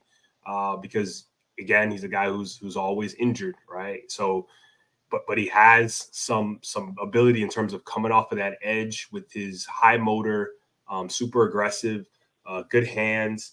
He's got some moves that he can shell out to you consistently. I think he defends the edge pretty well, but again, it comes down to him being healthy, man. And he's a guy who can start a game and then he just disappear because he's injured. So best ability is availability, and he was a guy who I was extremely high on, but Brandon Trice kind of took that over because he was on the field and he stayed healthy and he made plays. So it is what it is. Best case scenario, especially at this point in the draft, right? We know that he's demonstrated the ability to get after the pass or bend the edge. Best case scenario is that, he comes in relief, right? Your mainstays are Bradley Chubb and Jalen Phillips. Of course, they're coming off of an injury, so you've hedged with your guy Shaq Barrett, and then of course we're adding ZTF. We don't want ZTF playing a full complement of snaps. You know what I'm saying? We want him playing, 20, 25 snaps. You know what I'm saying? And just with his hair on fire. You know what I mean? That's what we're kind of looking for from ZTF. Keep Phillips, Chubb fresh, and then of course still give you something in terms of that pass rush. So ideally, he's not playing a full complement of snaps. We don't know that his body would be able to hold up, but certainly at 198, I think, as Headley mentioned, it's a good value. It's a good investment here at this point because it's low risk. So, yeah, all things considered, I thought we did well with Miami. I mean, obviously, I think we do well with all our 7-round mock drafts, maybe except for like Denver. Hey, we did bad with Denver. I don't remember. I blocked it out. I don't remember. But certainly, we had a bit of a challenge here with the Dolphins draft, right? Considering the plethora of needs that they have and the dearth of draft picks they actually possessed. And I think we did a good job kind of replenishing this roster. And hopefully we don't take too much of a step back here because they've lost quite a bit of starting players to this point, and especially when you factor in those injuries. So hopefully, like I said, Chubb and Phillips are back week 1, hopefully. All right. So that's going to do it. That's going to do it for tonight's live stream here in the second half draft show. Guys, take advantage of our partnership with Underdog Fantasy. Link in the description. Click on the link. Use promo code CBGM. 2x your first deposit up to $100. I'll put it out there. I did well last year, particularly in my season-long wager. It went very well. So definitely going to take advantage of that going into next season. So get out in front of it. Get out in front of it. And take advantage of, again, that partnership with Underdog Fantasy. We'll be back Friday evening at 9:30 p.m. Eastern. Again, remember, Tuesdays are at 9 p.m. Eastern. We get started a little bit earlier. Friday, 9:30 p.m. Eastern with another trio of 7-round mock drafts. I'm sure there'll be some more updates to give in terms of free agency. All right? So, for Headley, should I mention Drew? I don't know. For Headley and Drew. The hate is real, bro. The hate is real, bro. For Headley and Drew, this is Juice. We will see you guys on Friday. Thanks for tuning in.